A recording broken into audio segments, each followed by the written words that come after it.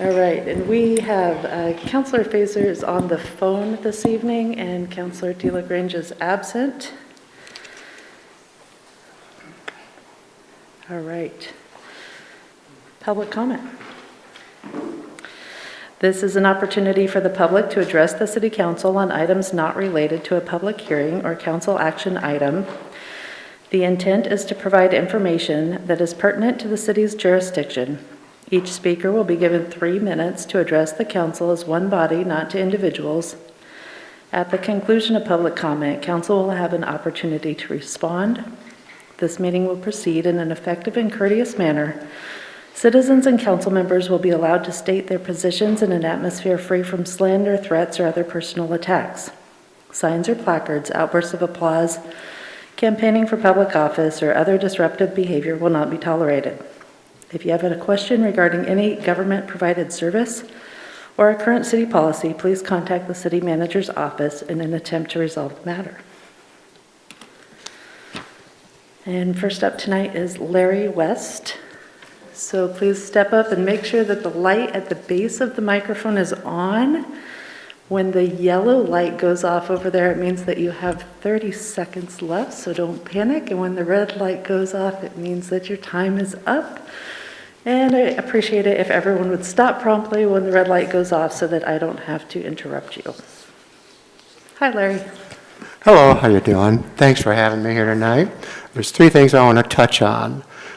First and foremost is I want to honor Judy Ahrens. I call her Trash Lady, and I think later on you're going to hear why.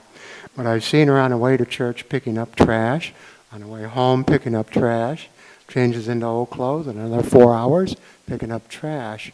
You'll see her around the place all over, and she goes to businesses and picks up trash around their parking lot. So there's a lady we should really think highly of, because she's certainly demonstrating her commitments to the cleanliness of our community. Second thing I want to talk about is a business opportunity, and that deals with trash as well. I want to give you one example. I was watching the last balloon festival on the property that Travis Boersman now owns. And there was a lot of Canadians there as the balloons are going up in the balloon festival, and I enjoyed that. But what I really picked up on was when they came down, they were talking about what a beautiful area this is, not just the typology and the geographics, but also the green and how friendly the people were. That was nice to hear. And later on over at Reinhardt Park, I was over there, and they didn't know me from any other Canadian, but I was listening. And the talk transcended over to how could the people in this area live in such trash areas, trash their properties across from the food bank where the balloon festival was. It's totally destruction. And I looked at that and I said, from a business point of view, we're missing a lot of opportunities here because it doesn't leave a good impression with all this destruction and desolation of our environment. And the last thing I want to talk about is a solution to some of these things.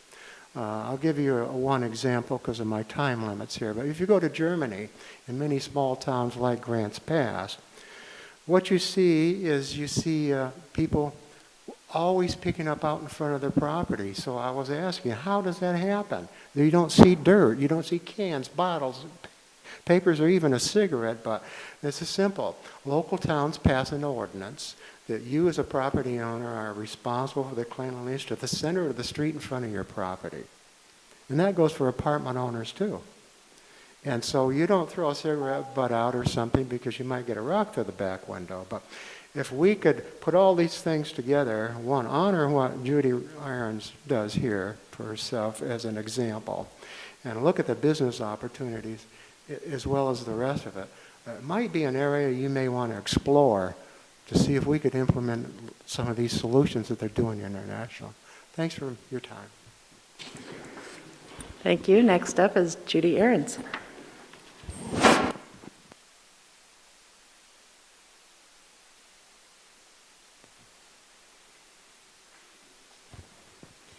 Good evening, Mayor and fellow councilmen. And I didn't ask for that plug from Larry West, but that was sweet of him to give that.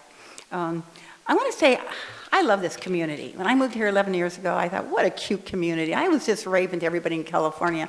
This is the best of the best of the best. However, something has happened. I don't know if you're aware of it, but something has happened in the last couple months. How did I go from just barely once a month having a black trash bag to maybe doing 2 a day or 2 every other day? And there's still trash out there. If you go home tonight, you can go over off by Safeway. You'll see a lady there, and it's got all this trash there. You can look next to, let's see, I'm trying to think, up on 99 at Grover's, and there's 3 people over on the other side. Tomorrow that will be trash. That will be another job of me taking out my precious time, albums, family stuff, and everything, to make sure this city isn't as trash as it could have been.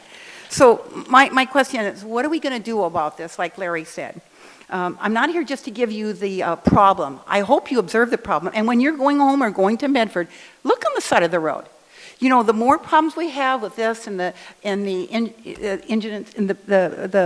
homeless here, and I do have a passion for homeless, you're making Chief Warren's job harder. We don't want to make his job harder. We want to make his job easier.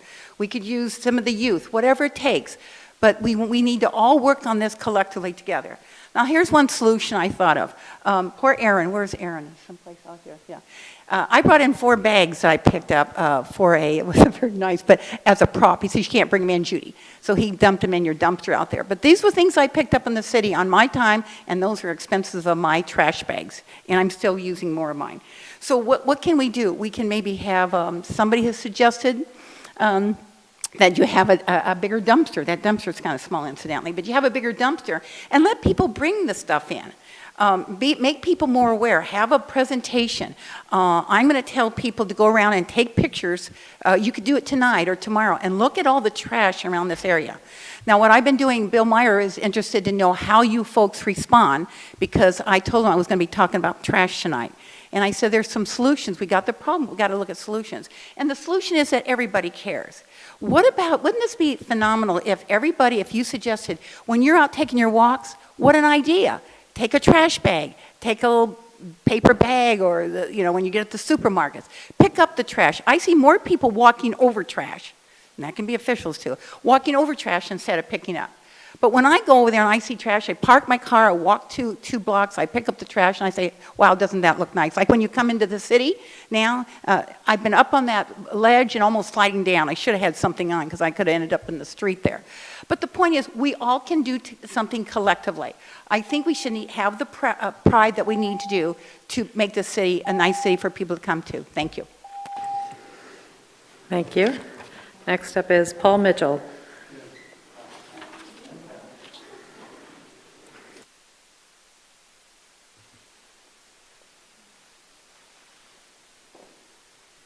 Thank you, Mayor Bristol and council members. Paul Mitchell, I represent the Southern Oregon Corvette Association. 3 years ago was the last time we put on Corvette Weekend, and I invited Mayor Roy Lindsay at the time to come and judge the Corvettes on Saturday at Riverside Park. We had close to 200 Corvettes there. We will expect the same number this year. On Saturday, the 16th of July, you're invited to come pick your favorite Corvette, not from any of the local club members, but from the people who visit from as far away as Northwest Washington, all the way down Southern California, Arizona, and somebody from Idaho just registered yesterday. I know that because I'm the registrar, and I handle all the registrations. So hope to see you there on Sunday. The next day, we have a charity fundraising breakfast, and if you would be available to come and present the award to the person whose car you selected as the best car in show, we would appreciate it. If you're not able to make it and you have a representative that would like to serve in your place, we would welcome that person too. So thank you for the time to just share with you that invitation and a little bit of information about this fundraising event. Last time we generated $19,000 to give to candlelighters for children with cancer. So it is a large fundraising event that benefits local children. And we'd like to have a clean city too, so I support Judy and her efforts so that people that come to visit get a positive impression of the area. Thank you again. Thank you. All right, next up, Rika Brown.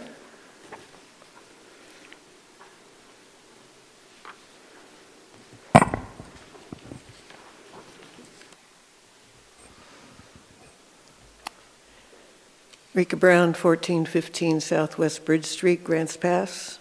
Thank you, Mayor, for the moment of silence and for starting with public comment.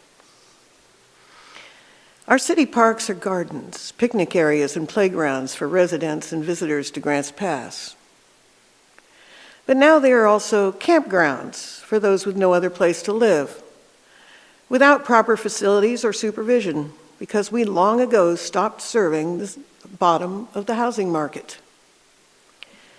This is not compatible with their proper use, but we are constrained by a lawsuit from those who have been persecuted for their poverty. We have started to serve this population to get this injunction monkey off our back, but the solutions so far favored by the city cannot solve the problem. Little villages of tiny homes and small urban campgrounds cannot serve the hundreds of people who need shelter. Both take too much expensive land to serve all who need to get out of the weather. Nor can reliance on charities and grants for operations be sustainable in the long term. The only sustainable answer to such a market failure is one that can be largely sustained by the people who will use them. A pair of large hostels, one for families and one for adults only, featuring hundreds of cots with lockers, bathrooms, showers, a reading and dining room, dog kennels, and a laundry. These hostels would not have the privacy of a tent or tiny house, which would encourage some to apply for such help to change their lives. They would have a safe, affordable place to live while waiting on other options and would allow people to work, save money, and move up. Building such hostels could be done with ARPA, CDBG, and other grants, as well as selling stock to residents of our city and county, because they could easily become profitable businesses if built large enough to solve the problem. Even if they never made a profit for stockholders, we would regain our parks for their proper use and enjoy a cleaner and more prosperous city where people are not persecuted for being poor. Thank you. Thank you. Was there anyone else who wanted to speak tonight during public comment? We have one more. Okay, filling out the card right now.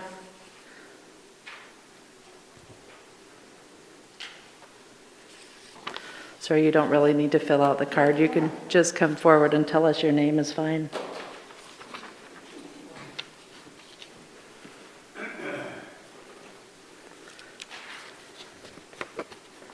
Look, I'm a newcomer, and I haven't even been to a school board, but I understand they're not open right now. I think a lot of it is Could you please tell us your name first? I guess you want my name, don't you? See, I'm a rookie at this. My name is Patrick Ryan, and I live in Grants Pass. Thank you. I'm new at the school board agenda, and I'm not here as an agenda, actually, but I understand the school boards are not open. The kids deserve better than that, because not one side has a monopoly on ideas. That's not possible. And I think our country was, and I'm not a historian, but I think our country was founded on debate, not violence, not threats, none of that. It's just debate. And I know a lot of people are concerned about the virus and the mask, but what bothers me is if at least they get an average education, because I didn't get one. And my concern is not the people that are going to get straight A's and go to college. My concern is the students that are failing. And I believe you just have to tell them point blank, look, you're failing school. If you don't at least pass school, maybe a B average. And I'm not a teacher either. This is my opinion, you'll work for minimum wage the rest of your working life, because that's been my experience. I might have personal problems, or I don't know, it's never been proven, but our kids deserve better. I think the school board should be open. There should be no threats of violence, no hysteria, no people screaming about, oh, I don't want to wear a. I'm concerned about the kids that are failing. The ramifications go 40 to 45 working years. They have to try to at least get a B average. And they have to be told, you don't want to work for McDonald's. I got nothing against McDonald's. But you don't want to work for minimum wage the rest of your life, because what'll happen, just because you've worked minimum wage for 15 years, it doesn't mean your salary is going to double. It means you're still going to work for minimum wage. Our kids deserve better. You know, when they're 12, 15, they have to be, and again, there's no monopoly on one opinion. You know, so that's about it. Thank you. Thank you. Was there anyone else who wanted to speak tonight? All right, we'll close public comment. And council, did anybody want to review any of the public comment tonight? Joel? I just want to recognize Judy and the work that she's done and honor her for that. And then as we move forward, you know, that has been a trend all up and down the West Coast. And the other thing is graffiti, and those two things then kind of lead a message, not that the people that do them are criminals, but then the criminal element thinks that if that's tolerated, then they'll be tolerated. I got some interesting articles on neighborhood patrols, you know, to go what's socially acceptable, and not to harass people or anything like that, but to actually try to prevent urban decay, because that's it can be the first step to urban decay, or maybe the second step. Vanessa, then Valerie. Yeah, I also wanted to address Judy. Later on this evening, we will vote to ratify our 2022 strategic plan. And on there, we do create a comprehensive cleanup program for downtown, and also appropriate staffing and resources to keep the parks safe, clean, and maintained for public use. So the council does recognize these issues. Thank you. Valerie.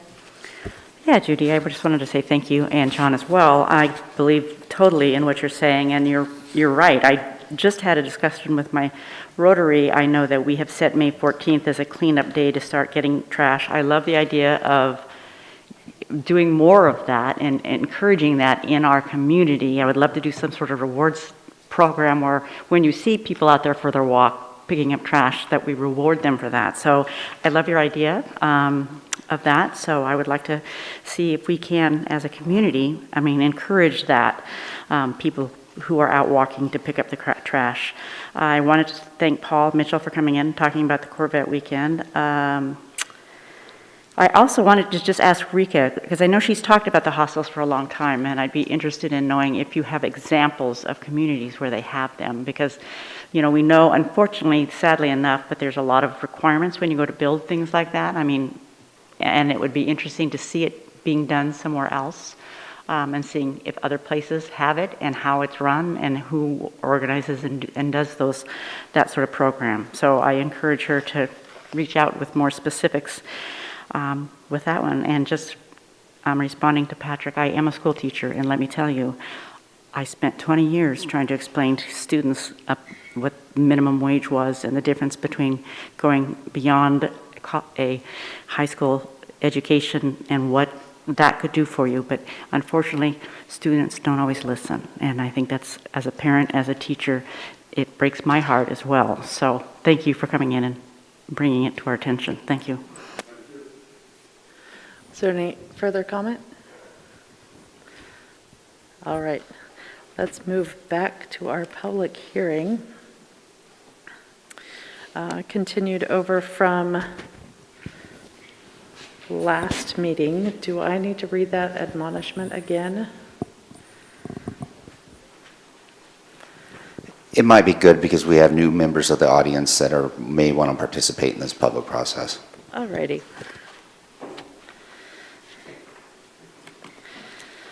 At this time, I will open the public hearing to consider an ordinance amending Development Code Article 22 for residential development, 23 for landscape and buffering standards, 25 parking and loading, and Section 30 definitions related to landscape design. We will begin the hearing with a staff report, followed by public comment, and then the matter will be discussed and acted upon by the council. Is there anyone present who wishes to challenge the authority of the council to consider this matter? Do any councilors wish to abstain from participating in this hearing or declare a potential conflict of interest? In this hearing, the decision of the council will be based upon specific criteria. All testimony and evidence must be directed towards those criteria. The criteria which apply in this case are noted in the staff report. It is important to remember if you fail to raise an issue with enough detail to afford the council and the parties an opportunity to respond to the issue, you will not be able to appeal to the Land Use Board of Appeals based on that issue. We will now begin the hearing with a staff report. Good evening, Mayor, members of the council, members of the public. My name is Bradley Clark, Community Development Director. I wanted to acknowledge right up front a couple of other folks. This is a long-standing effort that you're going to hear tonight. So I just wanted to recognize the Urban Tree Advisory Committee, which has put a lot of time and effort into this for at least 4 years. Also Donna Rupp, who is our associate planner, she's with me tonight and is one of our experts in landscaping in the community development department.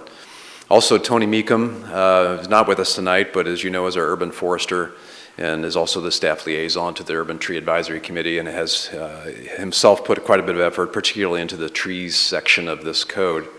Then we also had a committee comprised of a couple of staff members and a representative of the commercial landscape design community, as well as Councilor Fazer and others that put some time and effort into this. So I just wanted right up front to recognize all those folks. So as you mentioned, Mayor, this ordinance amendment impacts 4 different articles that are in the Development Code, 22, 23, 25, and 30. So the subject and summary, at the request of the City Council, text amendments regarding residential and commercial landscape design have been submitted. And the council has held 3 or 4 workshops on this topic over the last couple of years.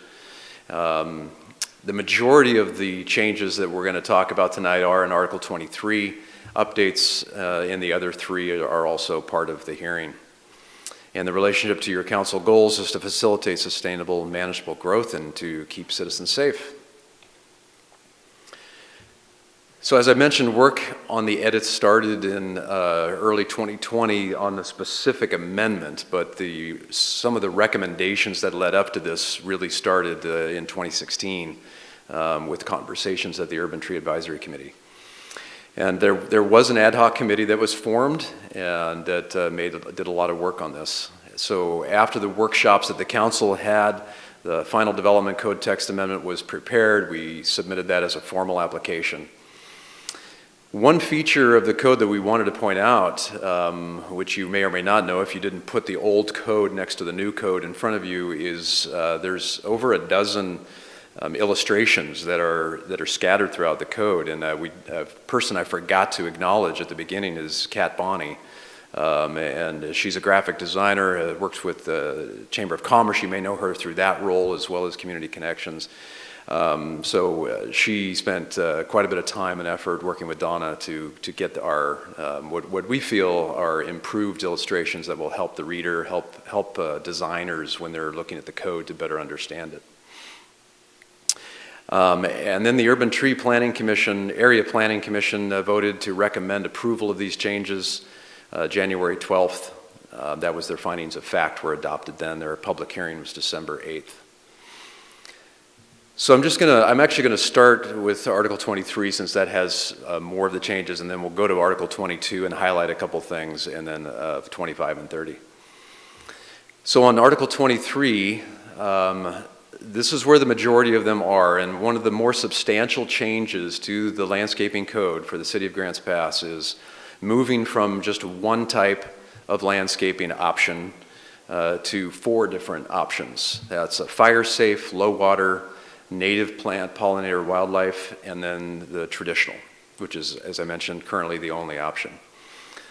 I believe, and I apologize that the page numbers shown in here are probably not lining up with the packet tonight. Those were put in there for your last public hearing.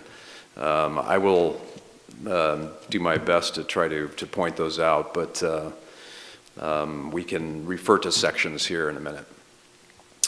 Article 23 also, another significant change is the recalculation of the required landscape materials based on net lot width versus square footage. So, for example, when a developer comes in or a builder, they have a lot. And today, if you're looking at that lot, the square footage adjacent to the sidewalk, which was in between the front of the house and the sidewalk, that's the required front yard. And that required front yard today, it's based on a per 1,000 square feet. That's the number of trees that need to be planted, the number of shrubs that need to be planted are based on that per 1,000 square feet. It is unusual. Most ordinances, at least the ones that I've worked with over the last couple decades, are based really just on your lineal feet of street frontage, because a lot of the goals, the purpose of landscaping codes is aesthetics and beautification for the public space. And so it really just simplifies to use the lineal feet of frontage that you have. So that's a change. We really don't expect to see much change on the ground, to be honest with you. But it just, rather than forcing someone to calculate say 1,250 square feet, and we have to do X number of trees, we are saying if you have 50 feet of frontage, you have to do X number of trees. So it's just a way to simplify the code. I understand you're not going to be able to read this, but this is in Article 23, and this is 23-1, the Schedule 23-1. So this is showing you on the left side the 4 different types of landscaping options that I mentioned earlier: fire-safe, low-water, native plants, pollinator, wildlife habitat, and traditional. And then it describes in the next columns what each of the options are under that: ground cover, shrubs, trees, the minimum plant percentage at maturity, and then a resource column that just has some helpful resources for the user to go to. For example, Oregon State University has some really good material when it comes to fire-resistant plants. There's some other helpful resources that are listed there. So we think, and the Planning Commission agreed when they held their hearing, is a helpful one-stop shop where you can look at and determine which type of landscaping option you want to go with and what some of the critical pieces of that type are. At the bottom there is the traditional, and that really hasn't changed. 90% of that area at maturity needs to be covered with some kind of living material.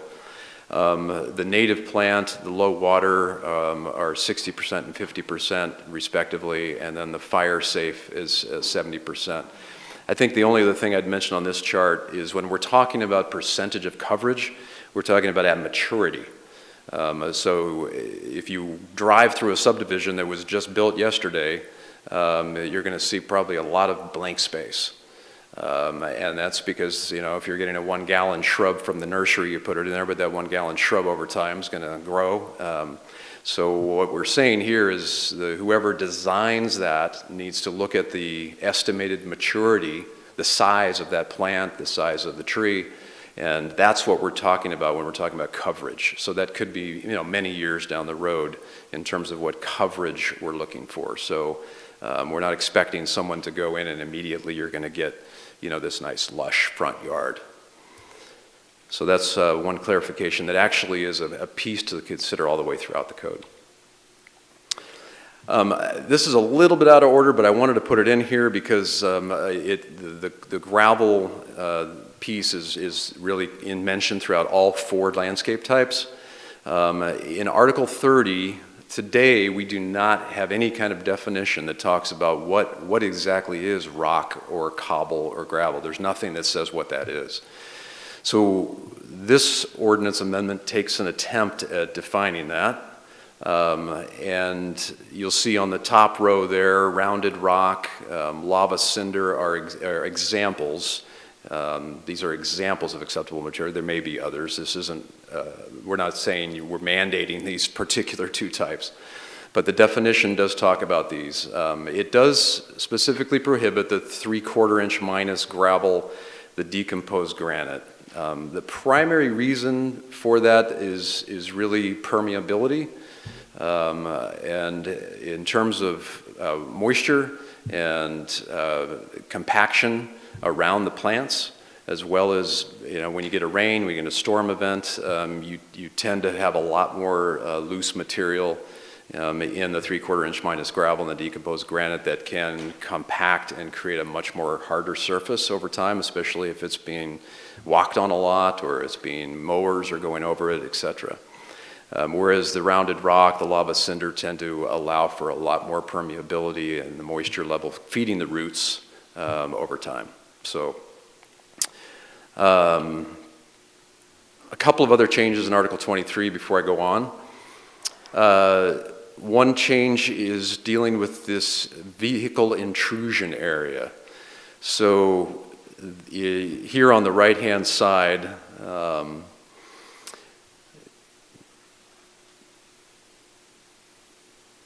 there's a graphic, and this is one of the new graphics that we are proposing to be installed there. You have the street, the gray on the right, then you have the green planting strip, and then you have the sidewalk, and then the property line. And then there's a front yard area, which is the 10-foot required between the house and the sidewalk.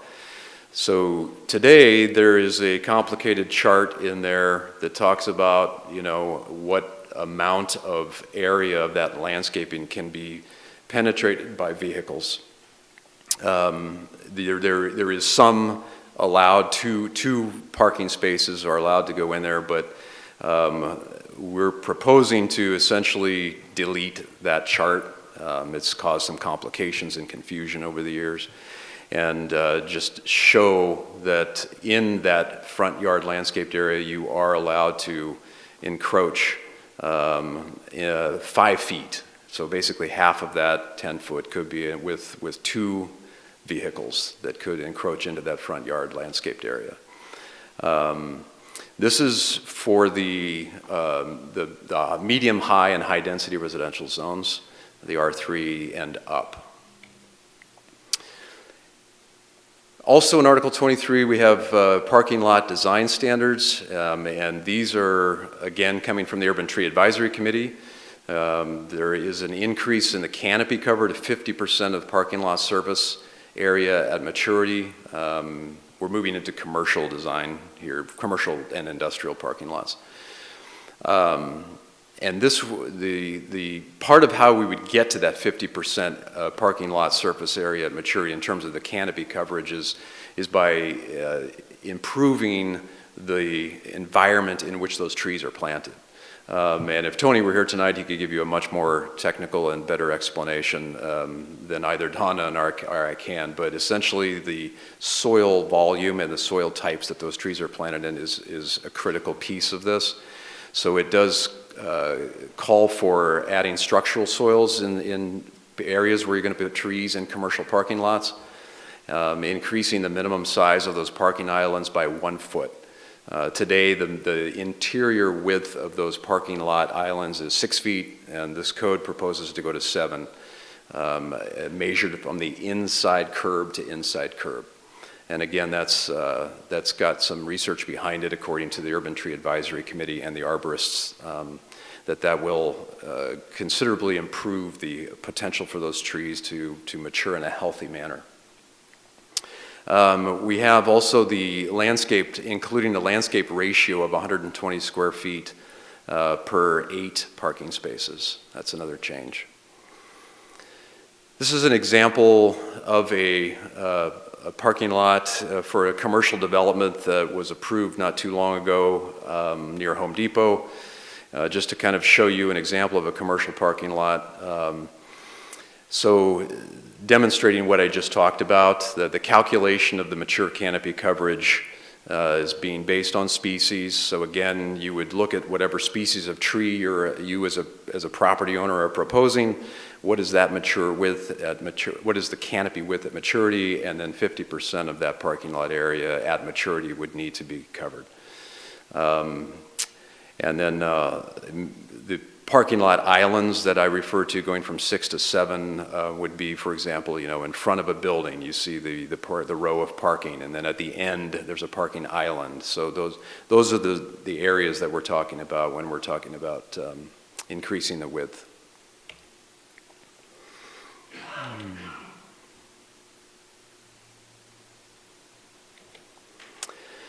And then finally, in Article 23, we're talking about increasing the focus on construction details for those areas and for those landscaped areas. Specific soil content, protecting the existing trees, with a detailed plan from a letter from an arborist that explains the protection method. We actually already require that. This is just adding one small phrase. Anyone who prepares a landscape plan in the city of Grants Pass today does need to give a statement on there that that what they're putting on their plan will meet certain minimum requirements, that they followed those guidelines. And finally, clarifying street tree standards. It was another real big advantage and increase, what we think is a helpful part of this code. It lists on the website what the street trees are, lists the species, lists what the canopy is, etc. So moving on to Article 22, residential development. This deals with residential development and some of the landscaping, particularly related to multifamily housing. 22 removes the 10-foot buffer for interior pedestrian pathways. There's kind of a strange clause in there right now that if you can imagine a large multiplex development with different buildings, and you have some of the interior pathways that connect buildings, or that go out to the street or connect to the community center, something like that. There's a buffer requirement between that pathway and buildings on the interior of one of those complexes. So this proposes to remove that. It gives more flexibility to the designer. It did not seem like a necessary part of the code. Amend the exemptions section. This was something that was discussed at a council workshop several months ago regarding open space requirements, that they be in line with standards that were established prior to the August 21 update. And the packet shows the addition of the exemptions for open space in certain zones within a quarter-mile radius of an existing park. So I just wanted to point that out to you. Well, I guess we can come back to, if you have, I can give you the page number on that one if you wanted, if the council wants to talk more about that section. Article 25, parking and loading. This amendment clarifies the replacement of dead parking lot trees, basically meaning if you have a commercial parking lot and you have dead trees that are in there, they need to be replaced. Increasing the allowed maximum of compact spaces from 25% to 35%. You may not think of this necessarily as a landscape-oriented change, but it would give some flexibility when you're designing a parking lot to, say, up to 35% of your total number of parking spaces could be compact. It doesn't require them to be compact, but it would allow that to go up 10% from what it is today. It also codifies that lighting shall not be located in the landscape islands with parking lot trees and not located within 20 feet of required parking lot trees. As you'll see at the end of this presentation, Justin Gerlitz, one of our engineers in town, did raise a concern about this, and we'll talk more about that in a minute. Article 30, this is our definitions section, and this adds 4 definitions to bring clarity to all of the text that precedes this.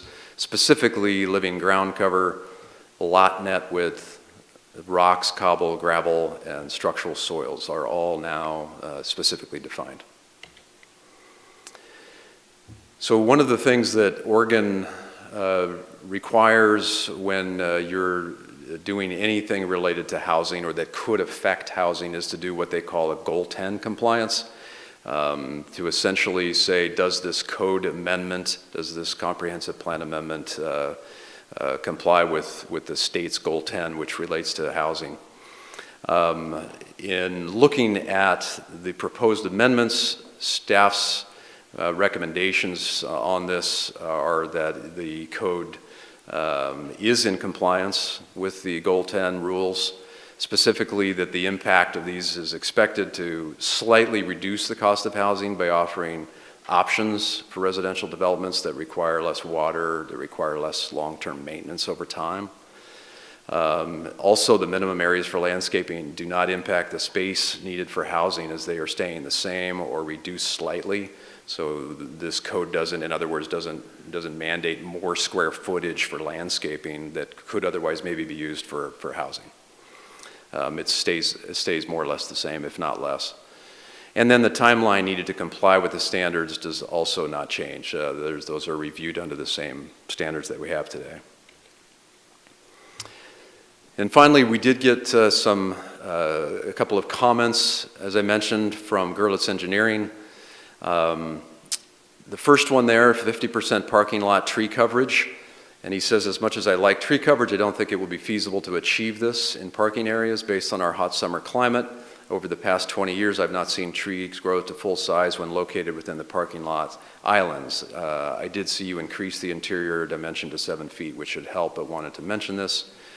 And he also mentioned that the new soil requirements may help as long as the irrigation is required. So we are not, from an enforcement standpoint, saying that if you plant a tree and it doesn't reach the mature width that you thought it would, or for example, a maple, if you thought it would be 40 feet at maturity, if it doesn't get to 40 feet, you're not going to be out of compliance. I mean, you were basing this on the width that is the standard in the industry, what they project that tree to get to.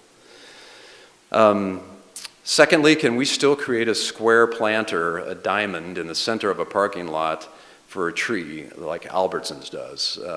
If you look at those diamond shaped, where usually there's shorter parking spaces adjacent to those, would that need to be a minimum interior of 7 foot by 7?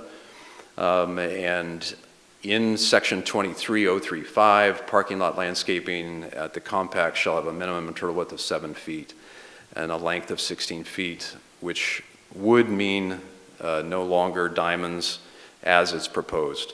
The Urban Tree Advisory Committee did talk quite a bit about this, and the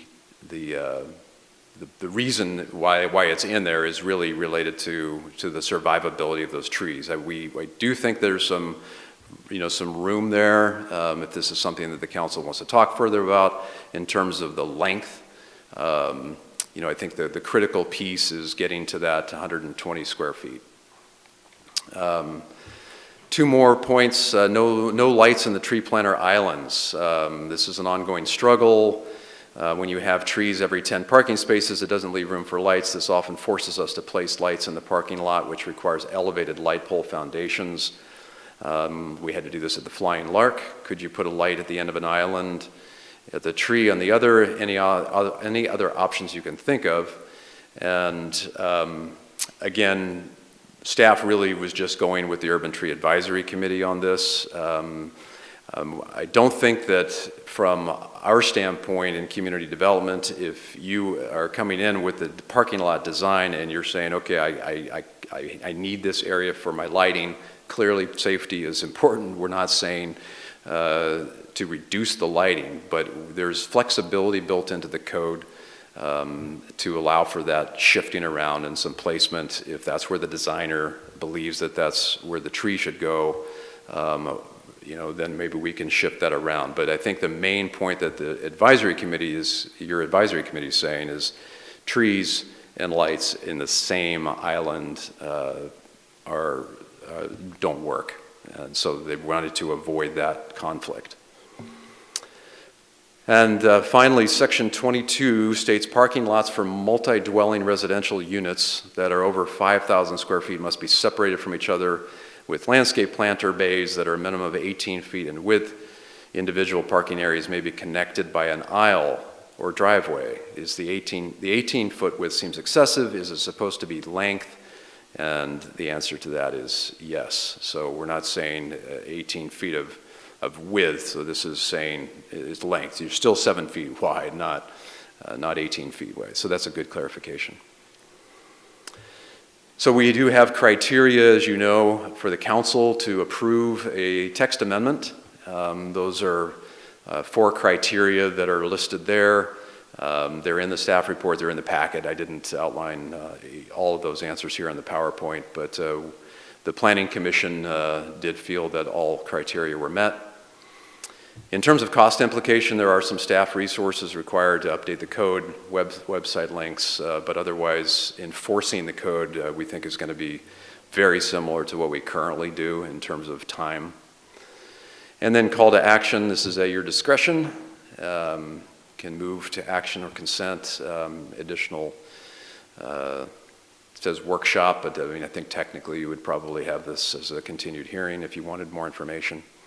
You could deny the request or postpone it. So that's what staff has for you tonight. Thank you, Brad. Are there any questions? Valerie? Yeah, I just have a quick question about when you talked about the enforcement or whatever. Currently, it's complaint-based, am I correct? So it's not like we have police that go out there and check parking lots and that sort of thing, but if there is a complaint, then at that point you go out and check it out. That's correct. Okay, so I just wanted to clarify that. Okay, I think the only question, another question I had is I'm going to assume that structural soils as are required are readily available locally, so that's not any sort of issue in terms of the type of soil that will be required. I know that at one point in time that was brought up, I think way back when we were first talking about it on the tree committee, and I remember that discussion, somebody Right. asking about it. I'm going to look over at Donna to see if she's aware. I don't know. No, we don't know. Okay. Yeah. Okay. Wouldn't be able to say for certain that they are or are not. I think that the Tony and the Tree Advisory Committee did give that some discussion. I had not heard that there was any concerns about that. Okay. Okay, thank you. Rick? Thank you, Brad. Can you go back to slide 6? 6, did you say? 6, please.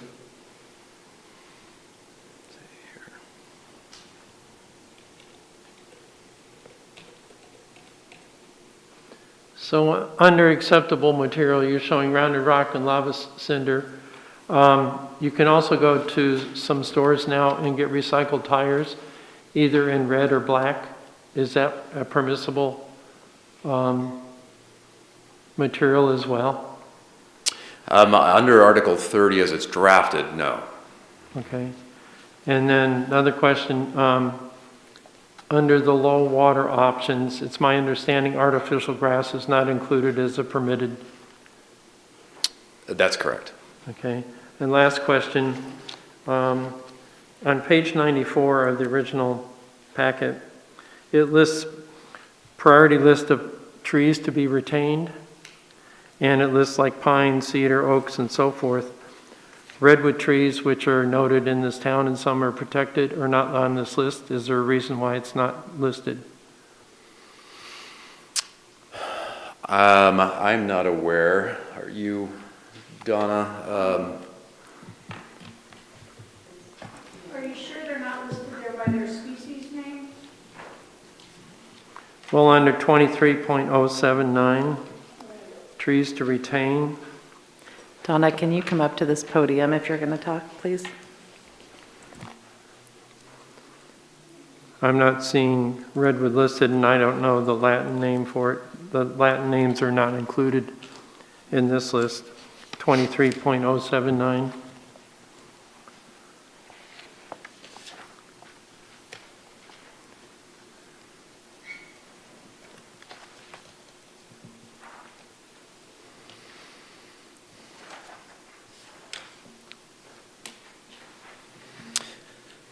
Well, I see your point, Counselor. It's definitely not listed as priority list of trees to retain. This section is about the list of trees in order to priority to be retained when development occurs. And there are only 10 that are listed there. So Correct. we could certainly It seems like we do. check that. I don't have the answer. I apologize. No, that's fine. And just purpose of this is just to verify whether it should be in there or not. Thank you. DJ, go ahead.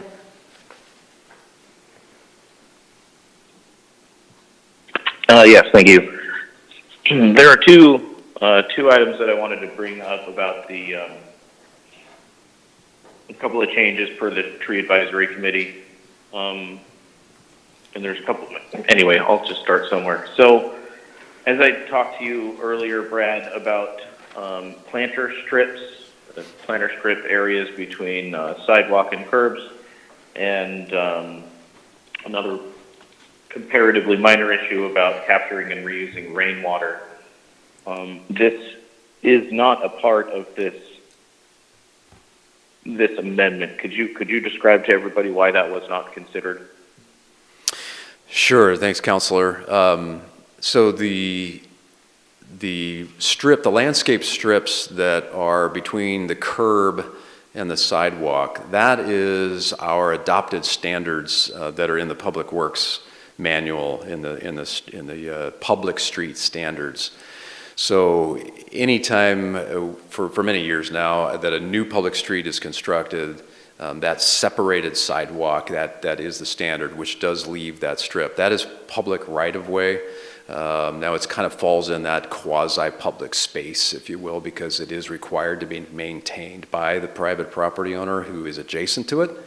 But it really plays a key function in stormwater management. And as I think the council's heard from Jason in the past, the city is, working towards adoption of a stormwater manual.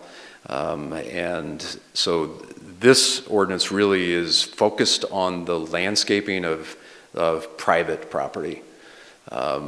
We really did not focus so much on the public right-of-way. So that the commercial parking lots, the residential landscaping, the multifamily landscaping, things like that. And I think probably the main reason that it's not, wasn't addressed here is because it will play a critical role in how stormwater management is handled, especially under low impact development, some of the newer standards. And I don't know if Jason is going to have, wants to add any more to that, but that's really, I think, my understanding of where we're at and why it's not addressed so much here. Does that help, Counselor?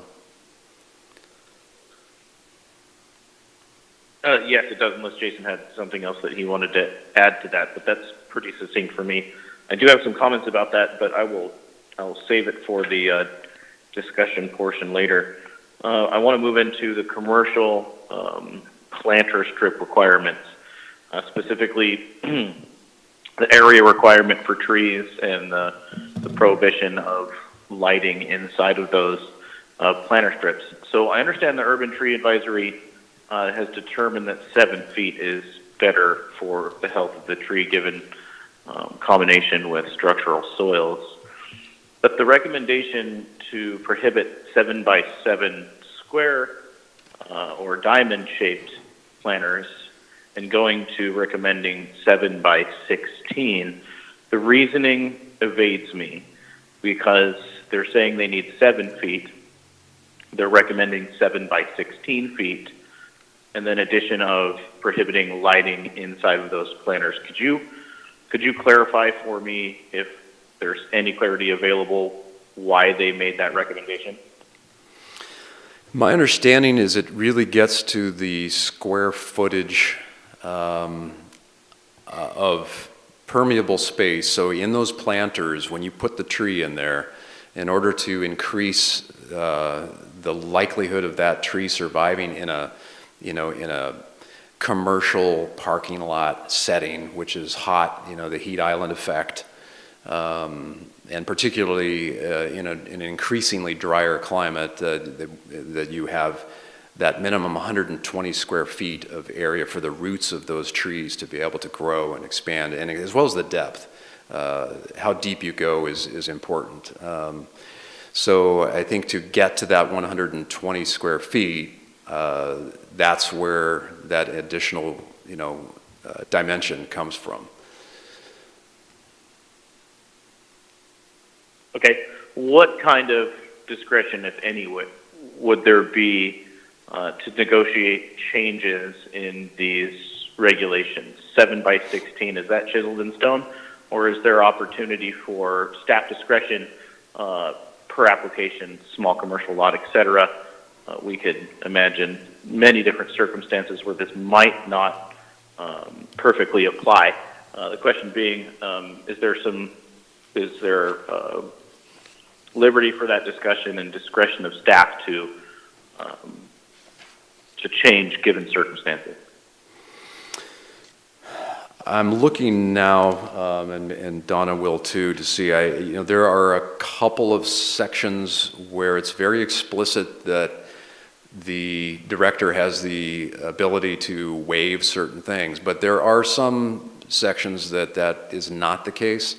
I guess I would, this is a local code. It's completely up to the purview of the city council. If that's something that you want to put in there, and it's not, then you certainly could. I'm going to ask Donna to look that up so that we can tell you for certain. You're going to have to come up to the microphone.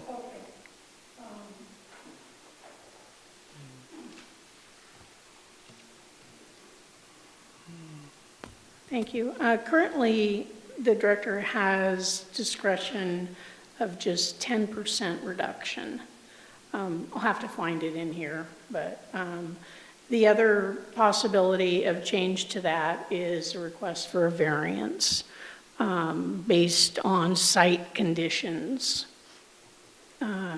So that's a discretion that we have in there right now for the end islands. Specifically, are you talking about the end islands or just the 120 square feet, or was there a specific question in there? Using as an example, the buffers of 7 feet, that's reasonable. I won't question that. What I'm questioning is really getting into the specifics of Justin Gerlitz and his concern. That will spell it out pretty clearly. It's in the presentation there. I couldn't tell you which slide, but it really questions that 7 by 16 mandate. And where it's coming from and what kind of discretion could be used. Now, I am speaking about that specifically, but we need to understand I'm using that as an example as well. Right. So it's in section, go back, I found it, I just have to find the heading of the section. Boy, this one's long. 23.035 on parking lot landscaping and screening, and then under subsection 8, hardship variance of parking landscape standards. Let's see if there's something above 8. Okay, so so the variance is for pre-existing lots with pre-existing development requiring a development permit. So that's if you go in, you redevelop. And required landscape area can be reduced by up to 10%. But it specifically states that no standards relating to size of plant materials, amount of living plant material coverage, or irrigation shall be waived. Any further reduction of parking or landscape standards shall require a major variance. So, And I would also add that the 23 point, that same section, 23.035 subsection 3, F, or I'm sorry, it's now new H, does say that the end islands that are required to be 7 feet wide inside the curb, that those can be designed with 120 square feet. And it says, when there are unique site constraints, the director may authorize minor modifications to this requirement, provided equivalent landscaping is provided elsewhere. right. So those are our options regarding the parking lots and landscaping. So if it's not those, then it's going to be a variance. Correct. Yep. Yeah. Okay, thank you. That thoroughly answers my question. I appreciate that. But, okay, and also I want to dig into the other recommendation of prohibiting light structures inside of those planters. We could entertain, hey, if it's not 7 by 16, they make it 7 by 18, and they have, their 14 more square feet that they could put a light in the end of it. Currently, the proposal is disallowing light structures inside of those planting strips. What is the thought process behind that recommendation? Right, and my understanding, there's two issues. One is the electrical, the underground electrical for the lights, and trying to avoid root encroachment with that. And then secondly, at maturity, the conflicts between the tree canopy and the light, and getting more separation between those two features, the light and the tree, rather than having them in the same island. So having there be enough separation there that, again, getting to the canopy, desired canopy, and the health of the tree. So as we just talked about, this code can put some modifications or some amendments that give staff the ability to make some of those changes at staff level. Otherwise, you are going to have to see a variance come through. So those are the two options right now. And this specific issue staff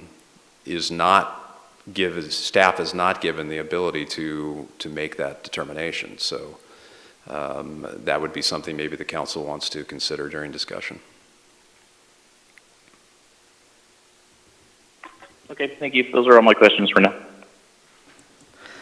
Thank you. Are there any other questions? Valerie?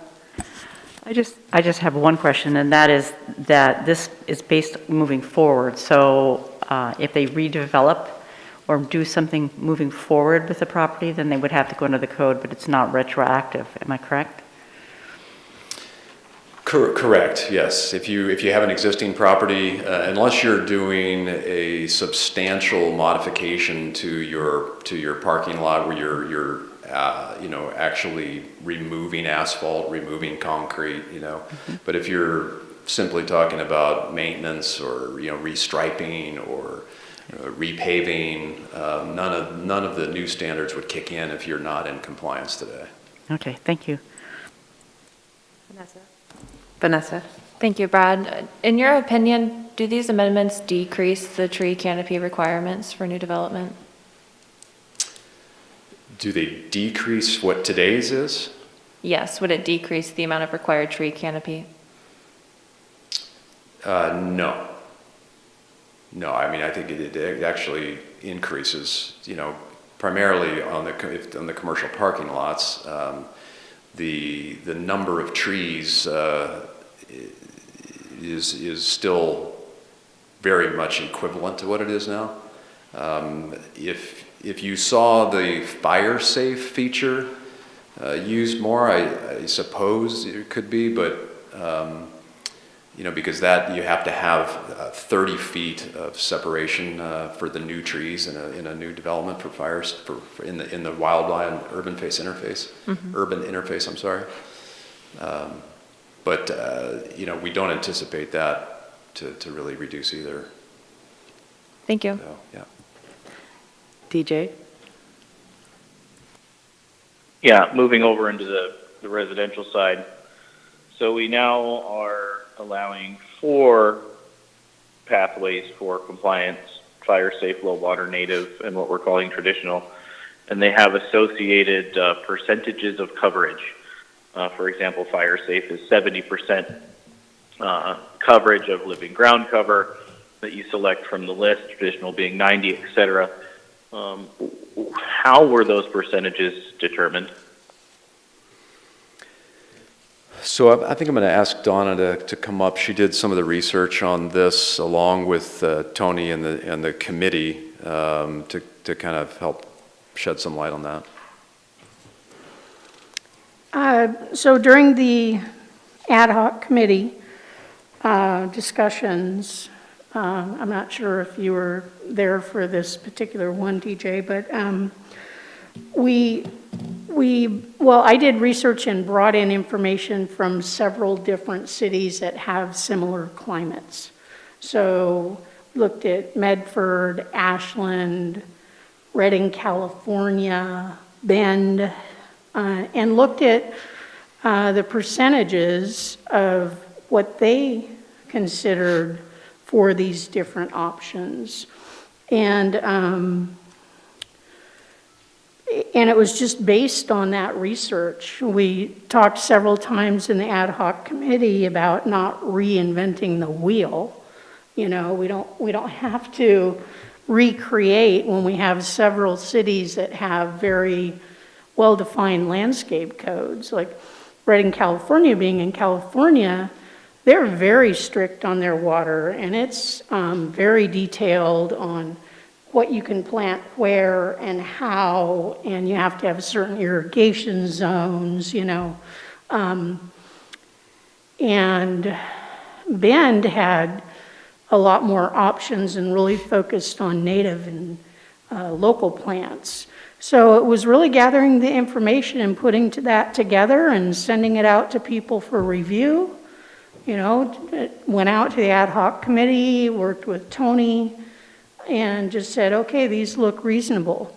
So was it a long-term scientific empirical study?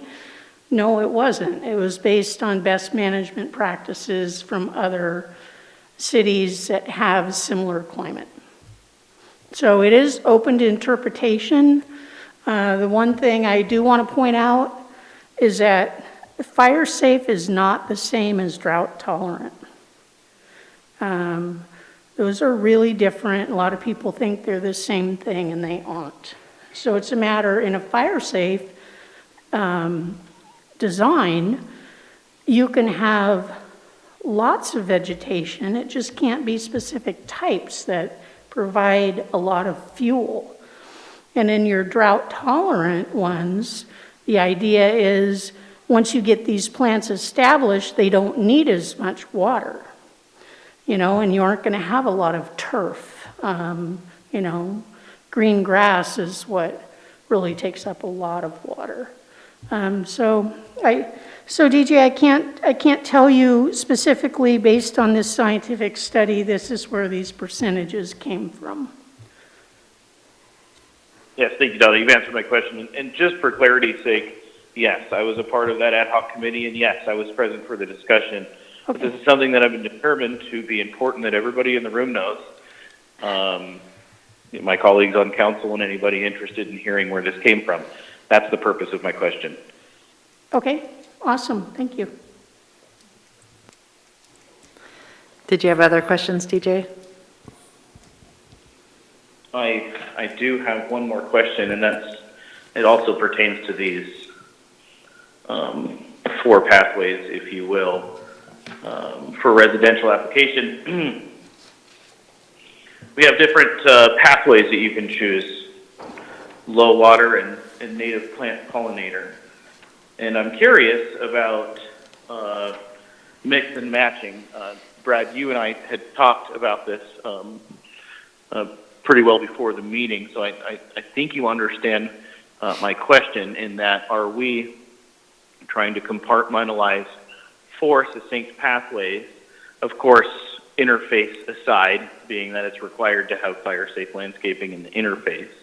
Are we trying to put 4 compartmentalized pathways, or can we experience more liberty in application in using maybe different plants from low water and plant pollinator for residential applications? Does that make sense? Sure, and it's definitely the latter. The intent behind the menu, if you will, in Article 23 is not to say, to mandate that you have to choose one of those 4. That's definitely not the intent. However, if you are doing new construction in the wildland-urban interface, the code as it's written does require the fire-safe option. It would not allow the other 3. But anywhere outside the wildland-urban interface, which is the vast majority of the city of Grants Pass, you could do mix and match.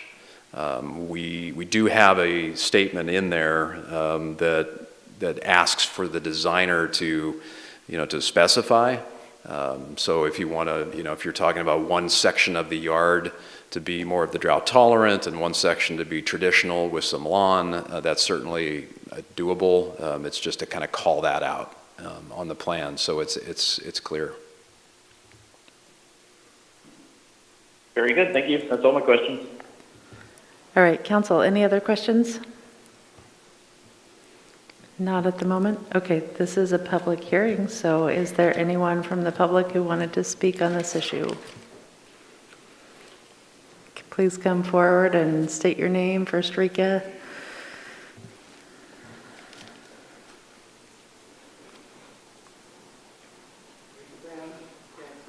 Is your mic on?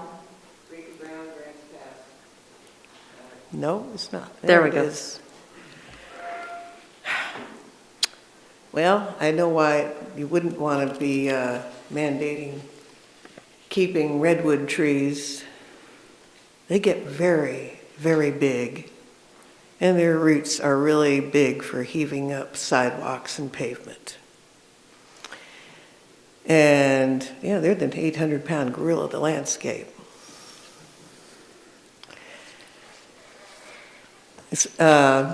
Fire safe is not the same as drought tolerant. Matter of fact, much of the time they are opposites.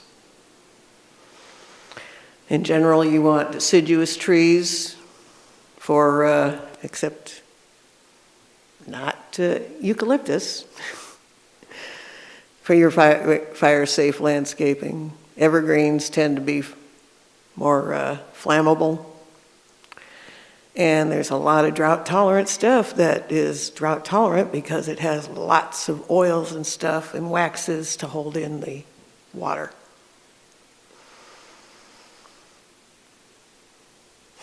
And those diamond-shaped parking, tree areas, planters, in parking lots, I have never seen grow a tree of any real size.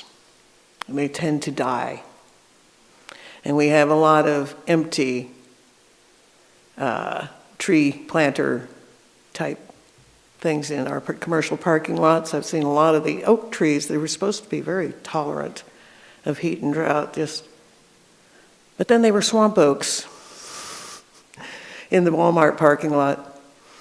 And most of them are dead, and none of them have been replaced. As far as enforcement goes, we were told years and years ago by a police auditor that enforcement by complaint doesn't work. It's not enforcement, and it's unfair to the citizens who expect police to enforce their laws. Thank you. Thank you. Was there anybody else who wanted to speak on this? Please step forward and state your name. Dan McBurdy, resident, Grants Pass, 2006. I am a member of the Urban Tree Advisory Committee, and thank you. We have been talking about Article 23, and the intent, or how this all came up, was Grants Pass Shopping Center, Walmart Shopping Center, Dollar Tree Shopping Center, Big Lots Shopping Center. They all have the 6x6 minimums, compliant with city standards type of a thing, dig a hole, throw a tree in it, and we have what we have today. So for the time that I've been on the committee, trying to get this squared away, mainly aimed at the commercials, to say, if you want to come in here to town, Home Depot, we just want you to plant some trees that'll stay alive longer than 2 or 3 years. That was our intent. And All Care stepped up. They've done some great stuff. Winco, actually, we addressed a few dying trees over there, and the management had those things replaced like in 3 or 4 weeks. So I think a lot of us are on board. What we want, I believe, is just a new developer coming into town, wants to build a big box store, wants to do anything. Welcome to Tree City, okay? You're going to plant in a 7x7 box. We're going to get some structural soil, which could be almost anything better than the dirt that they just put back over the trees when they plant them. But if they're only held to this code right here, I guarantee you the contractors, bless their souls, are going to go to the minimum what they can. So if this is what I'm going to put in, we're just trying to change that. And some of the other things have really come along good. The public right-of-way, the strips, we want to really promote those and get those going and try to get everybody involved. And I want to just take a minute to say, trees, hopefully, we will redefine them as infrastructure here in this town, okay? We want to plant more trees. I know we're on a strategic planning type of a thing, so we're happy to see it before you. It has been a long time coming. Thank you very much. Thank you. Anybody else who wanted to speak on this? All right, we will close the public hearing and turn it over to council for any follow-up discussion. Valerie? Yeah, I would like to agree with Dan that this has been a long time coming. I know that when I was on the tree liaison in 2015, we were discussing parking lot trees and what has happened. And so it's nice to see it come forth finally. I also do like the addition of having choices for different landscaping styles. I think that's really important. So I really feel pretty good about everything. The one thing I do have a concern about is just myself at night in the dark walking through parking lots if they're not lighted. And that is my only concern. And so I understand the importance of not wanting to burn up your trees, but I also know that that is a safety concern from my point of view at night. So that I'm not sure exactly how we can make some sort of amendment or modification to this to just say that safety, night safety needs to be considered when making sure that the parking lot does have adequate lighting. I hate to have, and I know they did at Flying Lark, put in those big upper, big cement things that have a light coming up, but that to me seems like an extreme and an added expense. So anyway, those are my thoughts. That's the only concern I have. Rick and then DJ. I have a couple of thoughts. I'd like to extend a little bit further what Valerie's discussing. I've seen in some locations where there will be a stand that will have a solar collector and a battery, and with the LED lights, you may be able to provide lighting in those areas without having to do conduits. And I guess if that was the situation, I would like that to be a consideration. The other thing I would like council input on the subject of section 23079 on the redwood trees. We have heritage redwood trees within this town, and I think it would be a real crime to see those trees not be protected in some way, because it's taken many, many years for those to grow. And we have a motel that was named after them, as well as a parking lot. So I would like to hear council input as to whether you feel we should be adding redwood trees to the protected priority list. Thank you. DJ?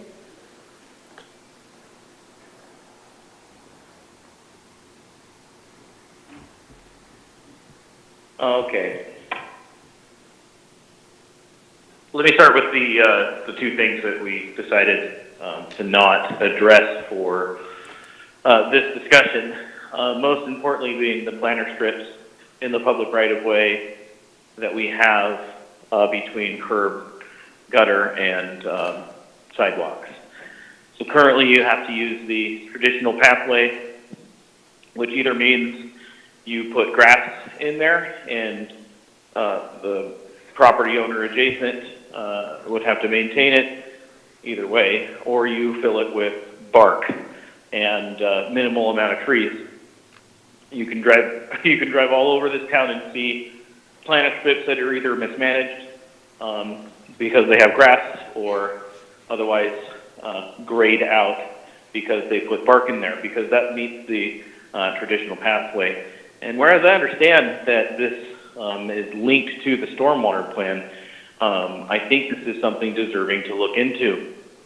I have historically looked at this as something that should be addressed for landscaping codes, but I do understand that it affects stormwater. And what I'd like to ask is Public Works, when they're working on their stormwater plan, to take great consideration into how we can cooperate with community development and create some sort of landscaping code that would be amenable to the concerns of stormwater and be better options for the usage and beautifications of those planter strips. And also inside of that consideration, to allow people to capture rainwater, stormwater, and use that for watering. This isn't something that I am hugely passionate about, but it is definitely something that I think we shouldn't necessarily prohibit. So those two things, please keep those in your mind when you are working on your stormwater plan. And I'm looking forward to working with you on that. So, to the matter at hand, I'd like to respond. The Tree Advisory Committee, I have to agree that large commercial parking lots, they're ugly using current code, and the sentiment is entirely correct in that you have a developer, whether it's department stores or super mega grocery stores, they meet the minimum requirements and they're not very satisfactory. However, my concern is with small commercial operations and residential in the community. The residential, we're really close.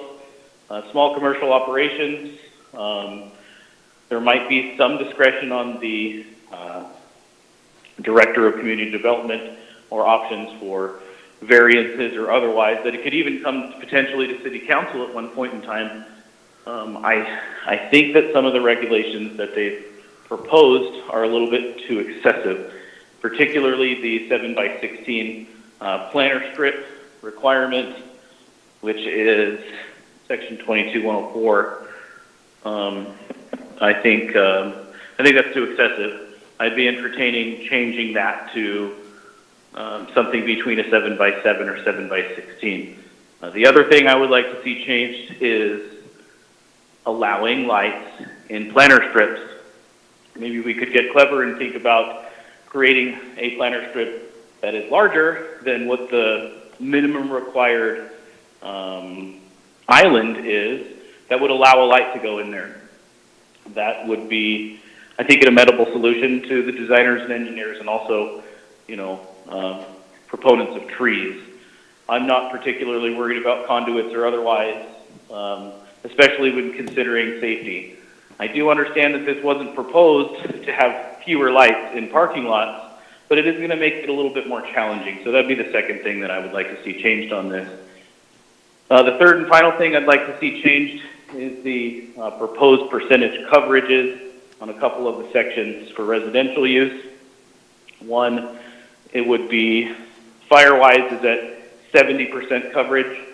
I understand there's a difference between fire-wise and drought resistance, but I think 70% feels like a little bit too much. 70% organic coverage in a fire-wise application doesn't feel right to me. I'd like to see a slight reduction in that to 60 or 50%. The other one I'd like to see changed is the traditional. Currently it's at 90%. Nobody likes the traditional model. This is one of the reasons why we're here. My concern is if we keep the traditional model as an optional category at 90%, being as onerous as it is, we could potentially see less and less people utilizing that traditional option because they could find it's more expensive or otherwise. I know there's people that like traditional and there's people that don't like traditional, but I would like to see that 90% also be reduced by 10 or 20% to level the playing field across the board, if you will. So brief recap. Reduce from 716 to something a little bit more reasonable, allow lighting in the commercial planter strips, and reduce both fire-wise and traditional residential landscaping. Otherwise, this has been a great experience. This is an ordinance we can all be proud of. This is something we've all put a lot of work into, and thank you, everybody. All right, other comments? Vanessa? I do support Councilor Riker on your recommendation to protect redwood trees. I think that was a good catch.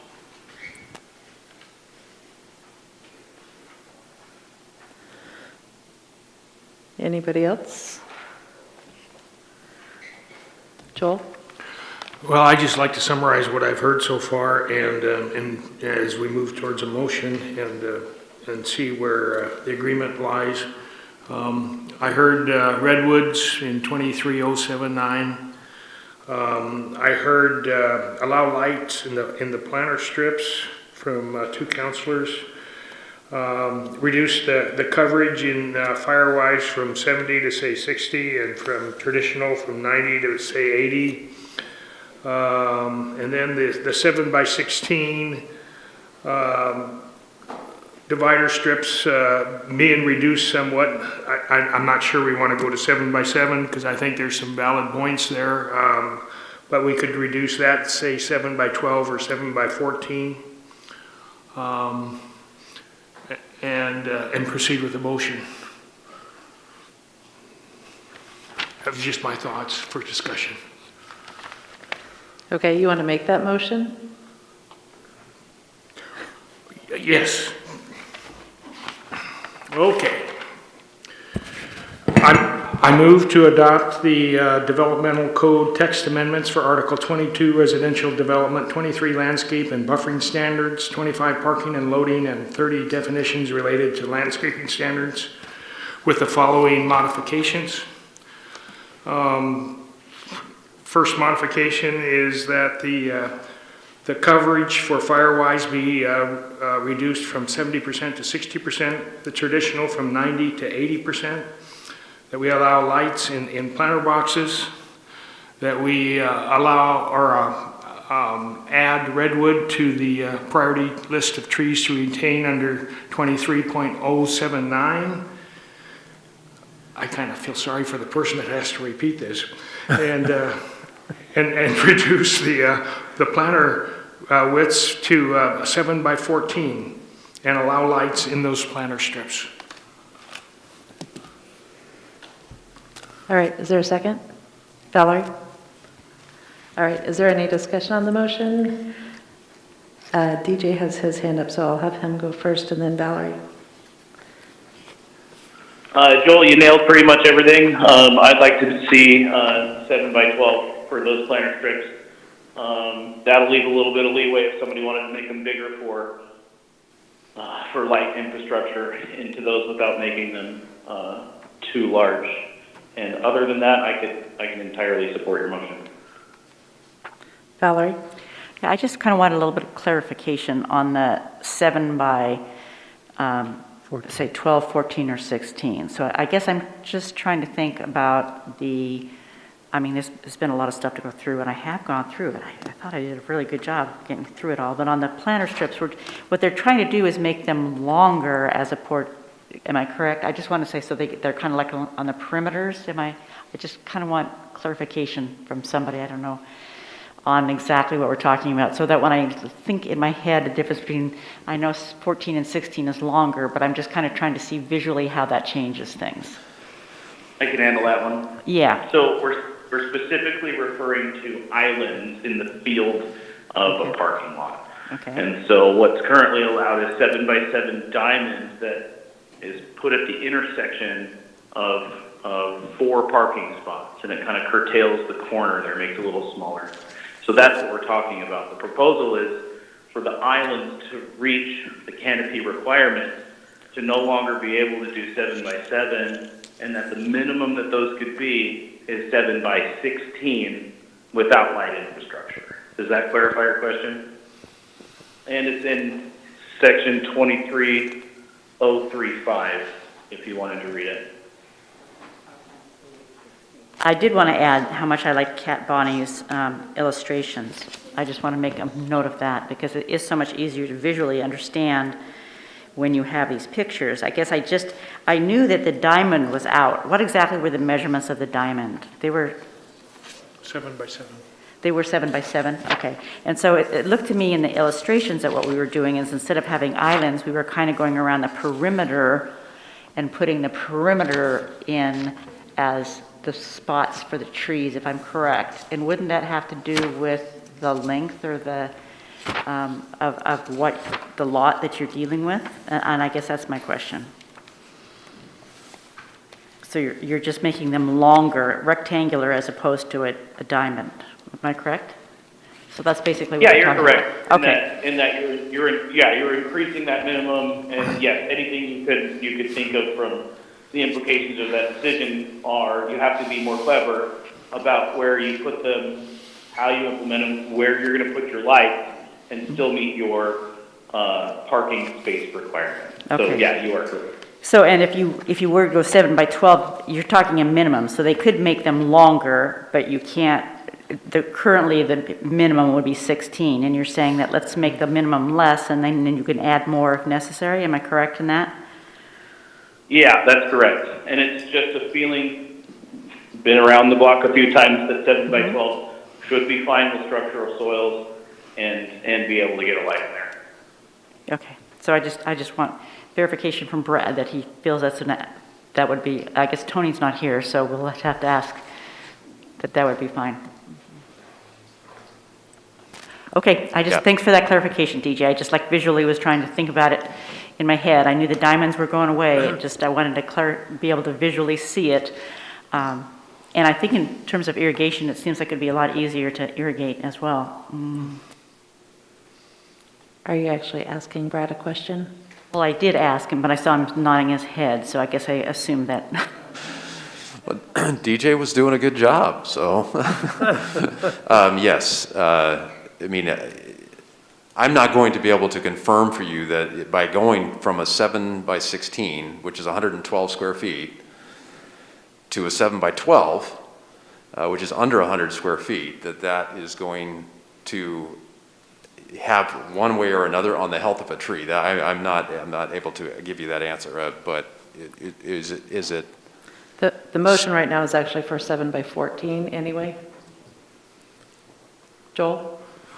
Well, one of the things, and DJ, and this is what I don't think either of us are going to die over 2 feet. if we put the lighting in with the trees, and we reduce it to 14 feet, that can have the same effect. And if we're going to err, I think, on the side of investing in this infrastructure, that we probably want to have it survive and have it be a good investment by the contractors. And so that's why I would argue we stay with the 14 feet. You know, Joel, I'm just going to have to say that's a very valid point. By maintaining the lights in the planters and reducing, that's kind of doubling down against the recommendation. So that being said, I'm going to concede that's a very valid point, and I'm ready to go with the motion. Okay, Vanessa? I just wanted to say that I will be voting no. I do not support the reduction in the canopy coverage for the fireways option, and I also do support the Urban Tree Advisory Committee's recommendation to not allow planter boxes in with the tree plantings. Further discussion? All right. So the motion was to approve with these amendments, reducing the percentage of canopy coverage in the fireways areas from 70 to 60, in the traditional model areas from 90 to 80, allowing lighting in the commercial planter strips, making those planters 7 by 14 instead of 7 by 16, and adding heritage redwood trees to the heritage, or I don't need to say heritage, redwood trees to the priority tree list. And Joel, I believe you made the motion, so how do you vote? Yes. Valerie? Yes. Vanessa? No. Rick? Yes. Rob? Yes? Kurt? No. DJ, and you have a question? Yes, just brief clarification for anybody that's privy. Having that redwood, is that on the list? Does that prohibit removal? Does it make it more difficult? Is it special circumstances? Could that get clarified, please?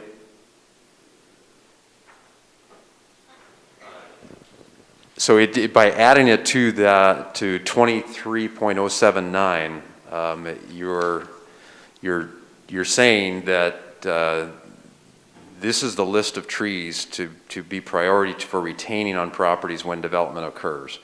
So there is nothing in there currently, unless it's a heritage tree, that would prohibit the removal. Does that answer your question? Okay, thank you. It does. Thank you very much. I vote yes. Thank you. And Kurt, I'm sorry, I missed your vote. Did you vote no? No. Okay, so motion passes 5-2.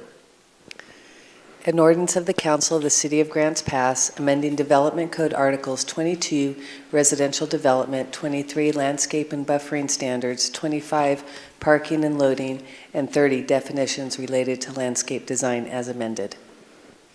Thank you. And since that was not unanimous, we'll see it again, but the good news is you will also be able to read through those amendments next time and make sure that we got it all correct. All right. Council action item, we are going to consider an ordinance amending Grants Pass Municipal Code, Chapter 9.12.270, regarding fireworks.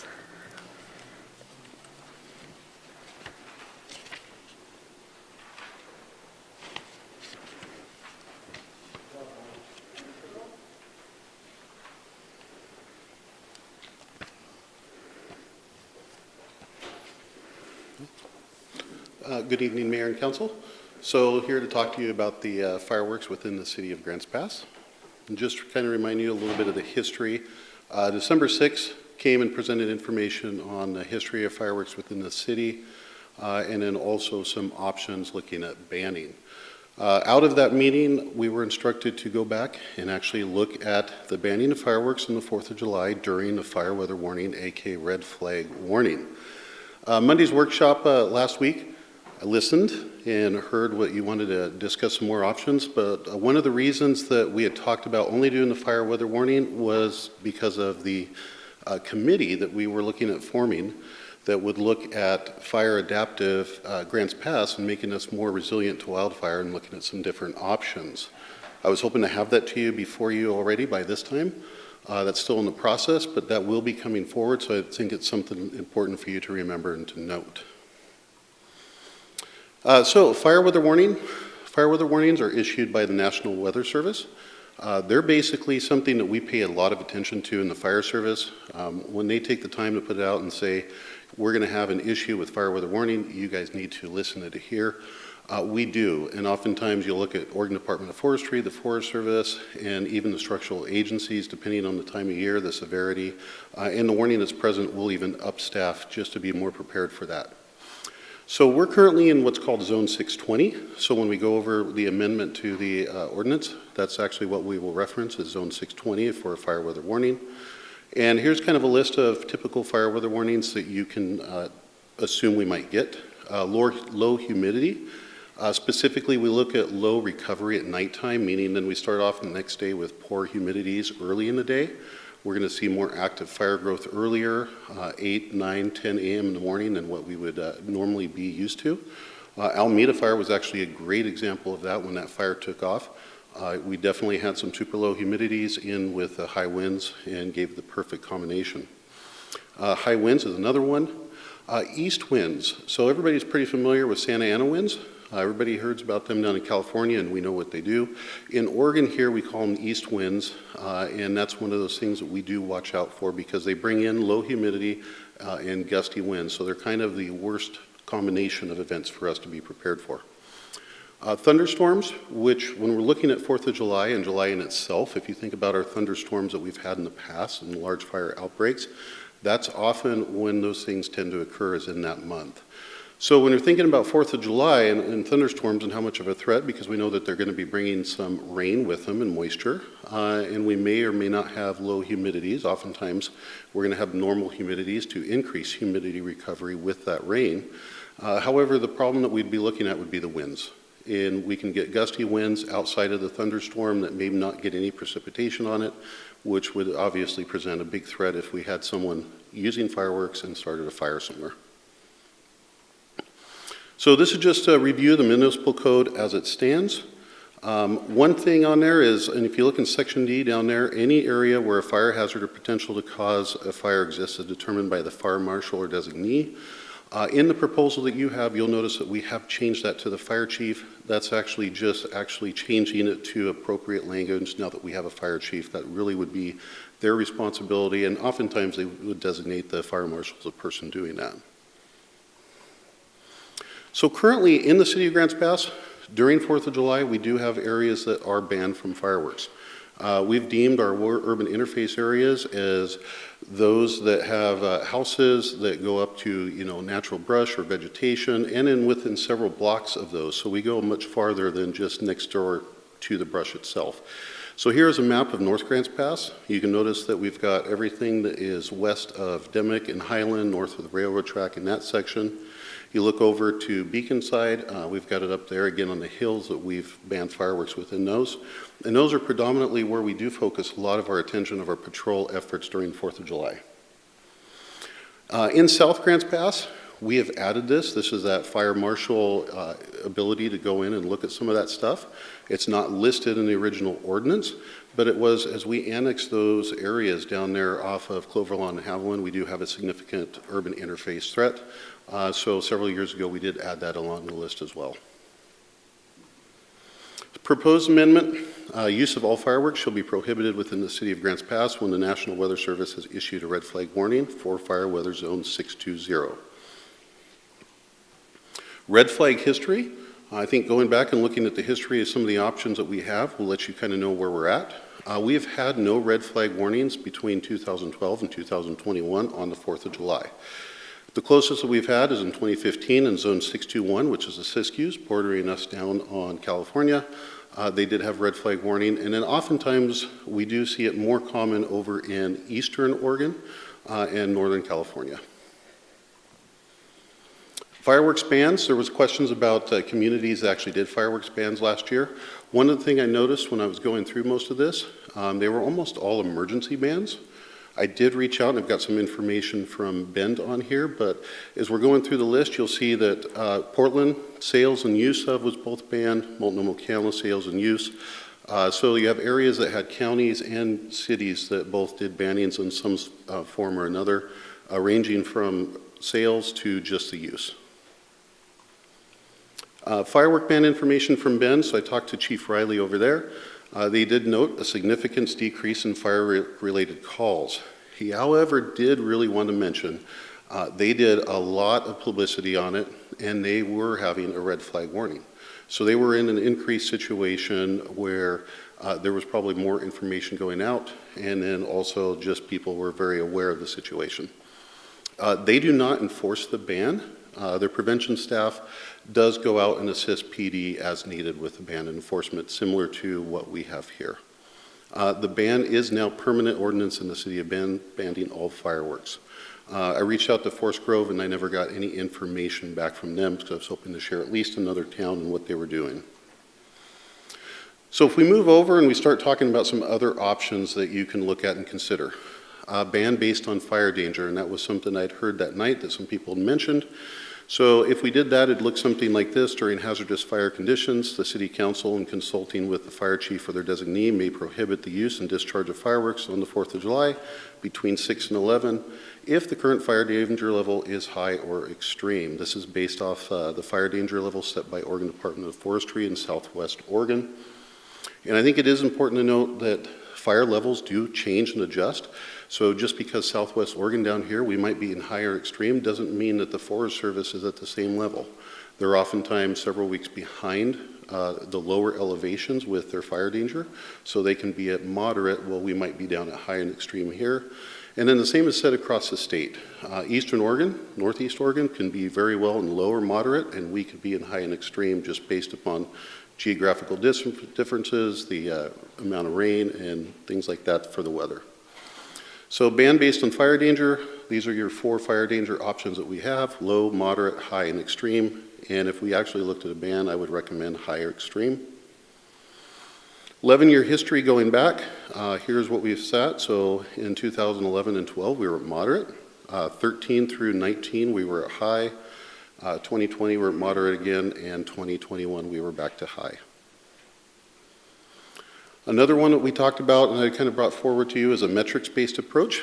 And we have a couple items that we use that we really look at for wild and fire danger. One is the energy release component. You can see the information here on how they actually come up on that. And then the other one is going to be the burn index. What's really important to note on these two, and moving on to the next one, is this is where we put the ERC and kind of burn index together. The burn index comes out from Oregon Department of Forestry on our daily weather forecast for us, and then in conjunction with the ERC. The ERC, as you can see on there, we've got some couple stars. You've got Taylor Creek and Ramsey. So that was the conditions on those days when those fires started. Obviously, coming off of 2020, one of the biggest things that people are concerned with, Alameda, Open Chain, Slater, and all the other fire events that happened during that time frame. If you'll note on here on that ERC and see just how high we were that day, that was the perfect set of situations for that storm to happen. We had high winds, we had low humidities, it was the beginning of September, we hadn't had any moisture, and so our ERC, as you can see, was the highest it had been for the years that they've got recorded on here. They don't go back on all years on here, we just go back basically like the last few years and look at the significant fire events so we can kind of get an idea on what we're looking at for that day. So if we had an ERC that was near what we were on Taylor Creek, then that kind of lets us know that we do have the ability to have a large fire growth in something that could rapidly spread on us. ERC for the last 10 years, and this has got the ERC and the burn index on there. So you can see that 2021, we would have actually banned if we went with this method. 2020 would have been okay, 2017 would have been allowed, and 2012 would have been allowed. 2014, we don't have data for the ERC, so we're not quite sure if that would have actually met the requirements. But this gives you a rough idea on how often this would actually happen over a 10-year period. Ban based upon ERC or BI, so this is what we would actually recommend for language during hazardous fire conditions in consulting with the fire chief, designee, prohibit the use again on 4th of July. And we would be looking for if the ERC is predicted to exceed 55 and or the burn index is predicted to be above 50. That was just looking at that models on there, looking at the large fires when they were happening with the rapid growth, and then looking to that 4th of July day to kind of see what days would it make the most sense and at what numbers do we think that we would want to ban fireworks because of the risk. Other options. We still have the options to do a full ban of fireworks. Other communities we've seen over in Medford near the Expo, they've got to provide a safe area to light the fireworks at for folks. They do not have a ban in place. They've just tried to provide a safer area. I'm not sure where it's in most recent years with COVID, but it was something they had started doing a couple of years prior to COVID. And then, of course, you know, if you talk about banning fireworks, one of the other things is looking for a fireworks show, giving people another option to go to. I'm not recommending that we put on the show, but it's something that has been done here locally in the community, and if that's something that was going on, you'd give an alternative folks to go to. I know at one time they were looking at the All Sports Park of having a pretty big event type day for the 4th of July down there. It's also a place that we don't allow the use of fireworks, so all those people that would be down there and in the park watching the fireworks show would not be at home utilizing fireworks.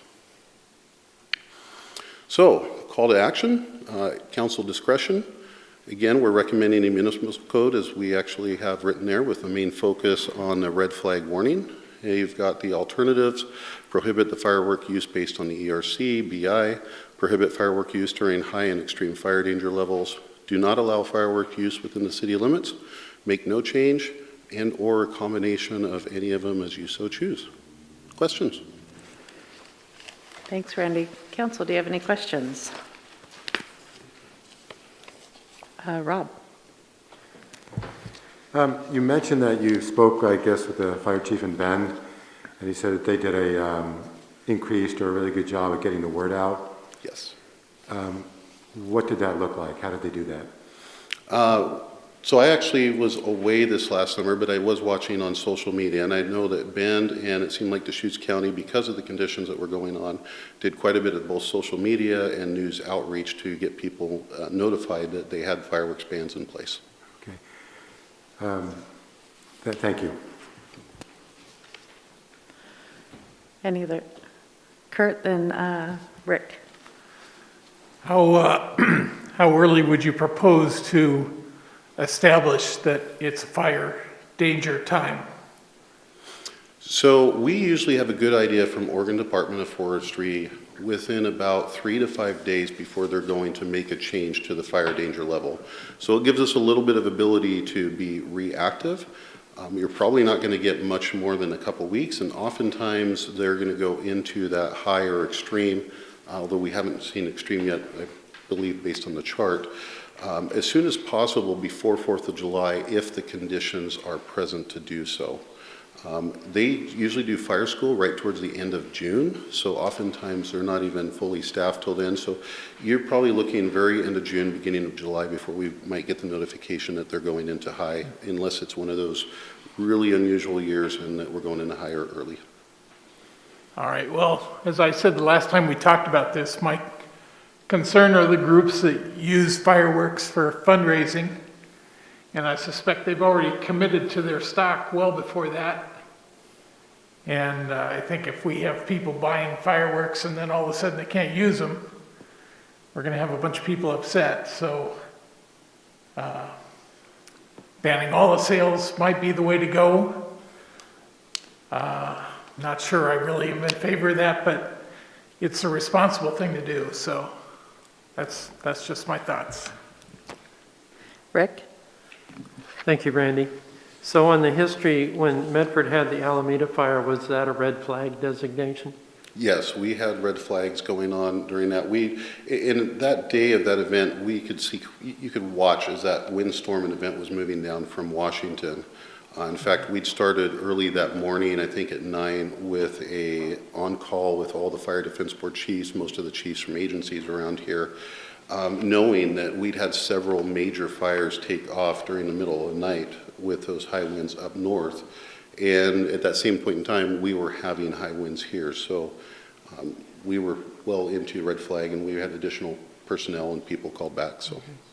And can you go to the maps showing North Grants Pass and South Grants Pass?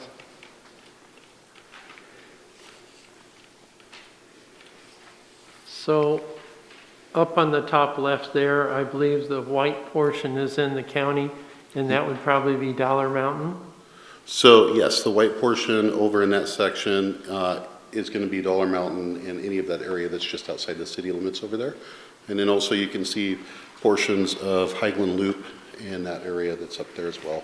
So if we are to produce a map like this, while we don't have jurisdiction on that because it's still county, does it, people living in the city walking up Dollar Mountain, they don't see a sign, you're now leaving the city limits, you're going in the county, wouldn't it be an advantage to get permission from the city to color that in red as well? Yeah, if we were able to make something like that, where we would have to watch out is we obviously do not have any enforcement on any of the properties that are outside of what we own. So maybe we could do, you could color it, but maybe it would have a hash mark to indicate we don't have jurisdiction. Yeah. And the same on the next map? Yeah.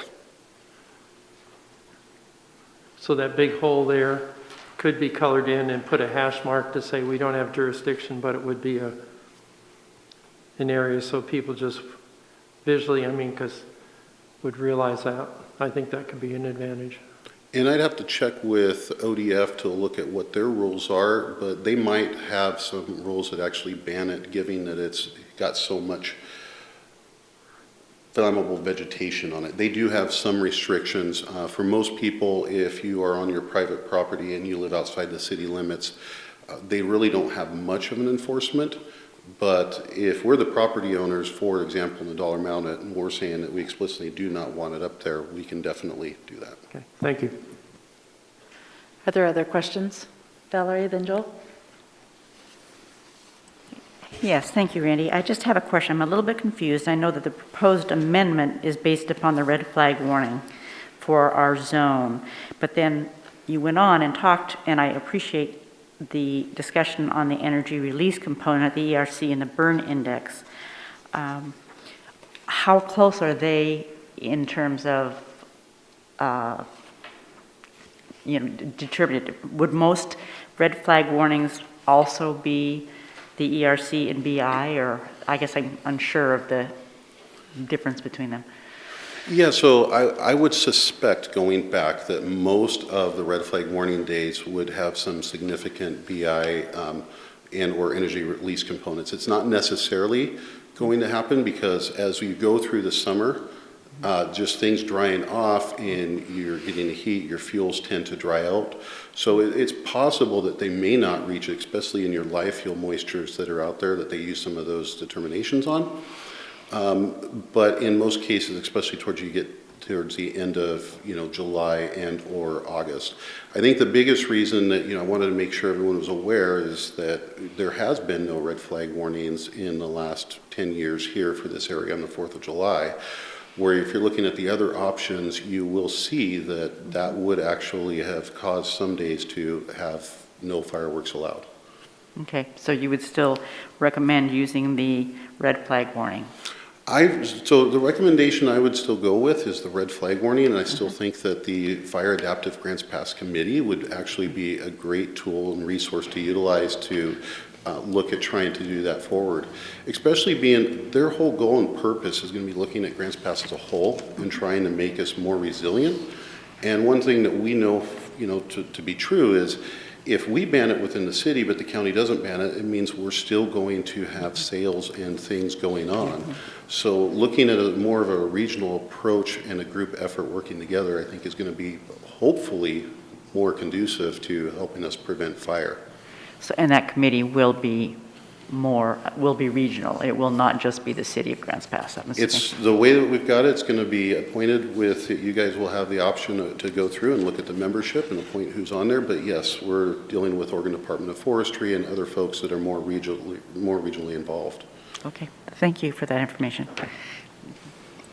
Joel? Randy, appreciate your expertise and a good presentation. And then the old district ranger comes out into me, and you as a hotshot superintendent that when I ask you any day this summer, you'll know what the burning index is, and I'm sure you will. The other thing that I wondered about was where we have the ban, I would assume regardless of what we do today, we're going to have prevention signs up, working with our partners. That's saying, like on Dollar Mountain, and they weren't there last year, no fireworks allowed? Yeah, actually. That type of thing in coordination with our partners? Yes, if we were to ban that area, in fact, if you go up Northwest Forest Hill subdivision, you'll go up there and there's a notice up there that there's no fireworks allowed up in those areas. So those are there and present to make sure that we let people know. And then again, as far as our enforcement goes, that's one of our high value areas that we drive is that wildland urban interface. We want to make sure that we're out there patrolling because that is where our greatest risk is. Sure. Okay, I just wanted to make sure about that fire prevention regardless of what we do today. Yeah. Thank you. Thank you for your expertise and thank you for being here. You're welcome. Any other questions? All right, council. Well, first, I guess, is there anyone from the public who wanted to speak on this? Come on up, Rika.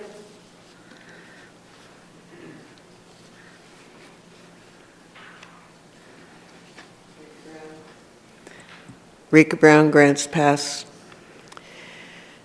Those winds, Santa Ana winds, east winds, what happened to us in 2021 up and down the West Coast was katabatic winds. That's the overarching term for winds that originate on cold, cleared nights on mountaintops and high plains where the air becomes very dense and even denser because it's cold, under high pressure. And that cold, dense air starts flowing down river valleys and picking up speed and heat as it gets into higher pressure down below. And that gives us these 100-degree winds that blow up any little spark into fire. Now in 2021, in July, it was cloudy. We had a nice, fairly wet May and June, in 20, I should say, not 2021, 2020. And then in August, it cleared out and got very hot until we had that great katabatic wind event. It's unlikely to impact 4th of July, such winds in this area. They only came this far north because it was so dry. The winds are always more intense under dry conditions and high pressure.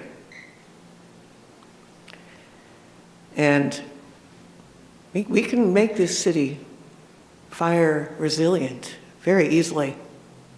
All we have to do is price our water so we can water. Wet grass, wet shrubbery, well-watered plants don't burn, especially if they are not evergreen. All these junipers around town, you notice how they have a tendency to get burned up sooner or later, these big old juniper hedges.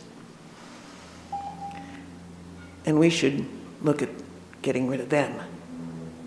Thank you. Thank you. All right, council, we'll turn it over to you for discussion. Kurt. Well, as I said, fireworks have always been pretty special to me, and I think they can always be used as a teaching moment for a parent. Of course, their value as a teaching moment is inversely proportional to how much beer has been consumed. And I remember when my kids got a little older and suddenly we did fireworks, I was really excited to do that.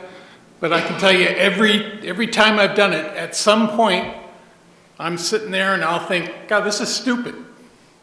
I'd much rather go down and see the big fireworks show at the fairgrounds, because I think that satisfies everybody's need for fireworks. And so, just want to say that, my attitude towards the fireworks has somewhat changed. So, I would, as I said, I would consider just banning sales altogether. And obviously, since most of that happens in the county, we can't do that by ourselves. But we need to, if we're going to ban the use completely, rather than make it if then, whatever, possibly, I'd rather just cut and dry and say it's over. And keep it nice and clean for everybody. Thanks. Vanessa? Right now, at the tail end of winter, most of Josephine County is in a moderate drought, and we know that's only subject to get worse as the season changes. The firework city ban shown was not an exclusive list. There are over 21 Oregon cities, and there are a pretty significant amount of cities east of the Cascades as well, including that. It's not just a metro issue. I believe that the allowance of fireworks at all during summertime creates unnecessary risk and stress on the community. We did receive a severe influx of public comment during July of last year with people that had grave concerns over community safety. I believe that this ordinance has the potential to be ineffective based on the data. Red flag warnings aren't common on that day, but it does appear as though the fire danger is increasing. We know fuels are drier and they are burning more aggressively, and they are on track to get worse. I do support Councilor Collins, and I would actually like the council to move in a direction of requesting the Board of County Commissioners to ban fireworks sales countywide. I think that would be more effective for our community.